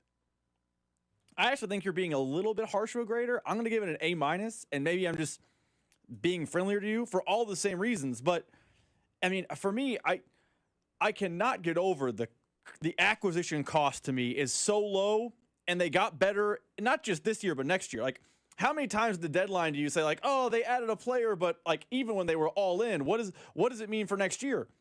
They almost did nothing. That they got better in next year and in this year and gave up Freddie Fermin to do it. We now know who the player was they gave up to get Yastrzemski. It's a 21-year-old who's in A-ball right now as a pitcher and is having his first good season as a pro. Like, they gave up their 20th ranked prospect, Freddie Fermin, a reliever they don't like, and a first baseman you've never heard of for 3 pitchers and a bat. Like that. It is hard to dislike that as a Royals fan. Does it mean World Series? No, but you can have a good deadline even if you don't end up in the World Series. So I give it an A-, B+. I think we're largely in the same camp. Yeah, no, we are. Someone on the text line asked who all did the Royals trade. So here's the full synopsis. The Royals have acquired Mike Yastrzemski from the Giants. They have traded Yunar Marte. Is that how you pronounce his name?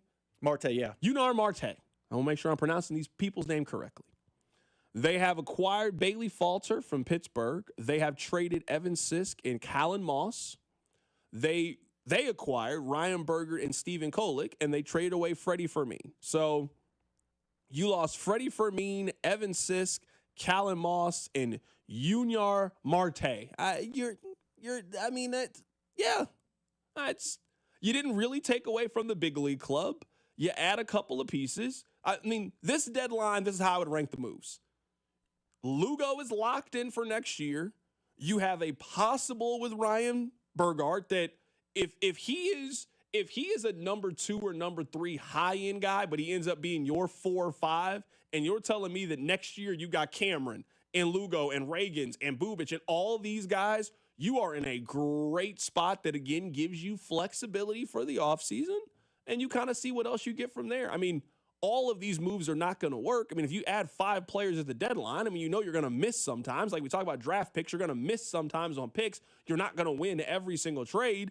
But if we come away thinking that the Royals won 1 or possibly 2 out of these 3 trades, I think you have to be very, very hopeful about what that means for you as an organization. Coming up on the other side, we will talk about the Hall of Fame game. Keep it right here. So Drive. Hey, it's Lucas Ursig from the Kansas City Royals. You're listening to The Drive with CDOT on 96.5 The Fan. Brought to you by DM Entry Law. Have you or a loved one been in a car wreck? Contact DM Injury Law today and get the money you deserve. Car wreck? Remember, Mike's got this. At Target, back-to-school-a-days are here. What is back-to-school-a-days, you ask? We're talking 7 days of deals on looks and styles the kids will love, at prices you'll love even more. Because back-to-school at Target means getting all of the above. Through August 2nd, save 25% on select kids' clothes, with additional savings to round out their looks, including uniforms, leggings, polos, and activewear. Plus, their new favorite backpacks are 30% off. Happy back-to-school-a-days, now through August 2nd, only at Target. Terms and conditions apply. So we do a giveaway at GimmeTheVin.com. Every month we're giving away $25,000 to one lucky person that sells us their car. Karen, you there? I'm here. Karen Gardner of Oceanside, California is the latest winner in GimmeTheVin.com's Big Cash Giveaway. What did you sell us? I sold you a 95 Impala. And what did we pay you for it? You guys gave me 18. 18 plus 25,000 because you're the winner, Karen. Oh my God, you're kidding. You could be next to get a little more, maybe a lot more. You guys are awesome. Keep it up. No purchase necessary. For official rules, go to GimmeTheVin.com. Sell us your car. At CertaPro Painters, we know that a happy place comes in many colors, like ones that inspire a sense of wonder, or a new flavor that makes life just a little bit sweeter, or one to celebrate those moments that lift you to new heights. With thousands of 5-star reviews, you can trust us to bring happiness home. CertaPro Painters. That's painting happy. Each CertaPro Painters business is independently owned and operated. Contractor license and registration information is available at CertaPro.com. When we're young, we take things for granted, like getting out of bed or even walking downstairs. But as we age, our knees and back and hips may start to prevent us from doing those normal everyday activities. And in the back of our minds, we're thinking, hey, this pain's going to go away. But nothing changes. It's time to call and schedule that free consultation with the medical pros at QC Kinetics. There are thousands of patients who will tell you they wish they would have done it sooner. They turned around their lives with QC Kinetics regenerative treatments that work with your body to help restore and repair that damaged joint tissue. Natural cellular therapies. No scalpels, no pills, just long-term relief with no dreaded recovery. So bring your x-rays and MRIs to QC Kinetics for a free no-pressure chat and through evaluation to see if you're a good candidate. Grab the phone right now and give them a call. Appointments available on Saturday, 816-412-6299. 816-412-6299. That's 816-412-6299. Off 435 in State Line and in Gladstone. Some things can steal your sunshine. Ugh, I just got my hair done. Sorry, the cooler's broken. Anyone see my flip-flops? Anyone? But COVID-19 can steal a lot more. I just took a COVID test. Ugh. Prescription medications for COVID exist. If you test positive this summer, ask your doctor if they're right for you. Visit PfizerForAll.com/COVID-19 to learn more. Sponsored by Pfizer. The success you've already had matters at University of Maryland Global Campus because we're a school for real life. An accredited state university, UMGC lets you earn up to 90 credits toward a bachelor's for prior learning and relevant life and work experience, or transfer up to 12 credits toward a master's. We offer affordable tuition and online and hybrid courses. Classes start August 13th. Apply now and save with no application fee. Learn more at umgc.edu. Certified to operate in Virginia by Chev. Finding great candidates to hire can be like, well, trying to find a needle in a haystack. Sure, you can post your job to some job board, but then all you can do is hope the right person comes along, which is why you should try ZipRecruiter for free at ZipRecruiter.com/free. ZipRecruiter doesn't depend on candidates finding you. Its powerful technology identifies people with the right experience and actively invites them to apply to your job. You get qualified candidates fast. So while other companies might deliver a lot of hay, ZipRecruiter finds you what you're looking for. The needle in the haystack. 4 out of 5 employers who post a job on ZipRecruiter get a quality candidate through the site within the first day. ZipRecruiter, the smartest way to hire. And right now, you can try ZipRecruiter for free. That's right, free. Just go to this exclusive web address, ZipRecruiter.com/free. That's ZipRecruiter.com/free. ZipRecruiter.com/free. Robsite Ford. Non-commissioned staff, low prices, best trade-ins, and the biggest selection. Visit Robsite.com. When it comes to buying a car, simple wins. Robsite Ford has the inventory, the trade values, and the non-commissioned team that puts you first. No pressure, just 4.8 stars on Google for a reason. ROBSIGHT.com. You're listening to 96.5 The Fan from the Mission Plumbing, Heating, and Cooling Studios. Here's traffic, brought to you by DM Injury Law. Have you or a loved one been in a car wreck? Contact DM Injury Law today and get the money you deserve.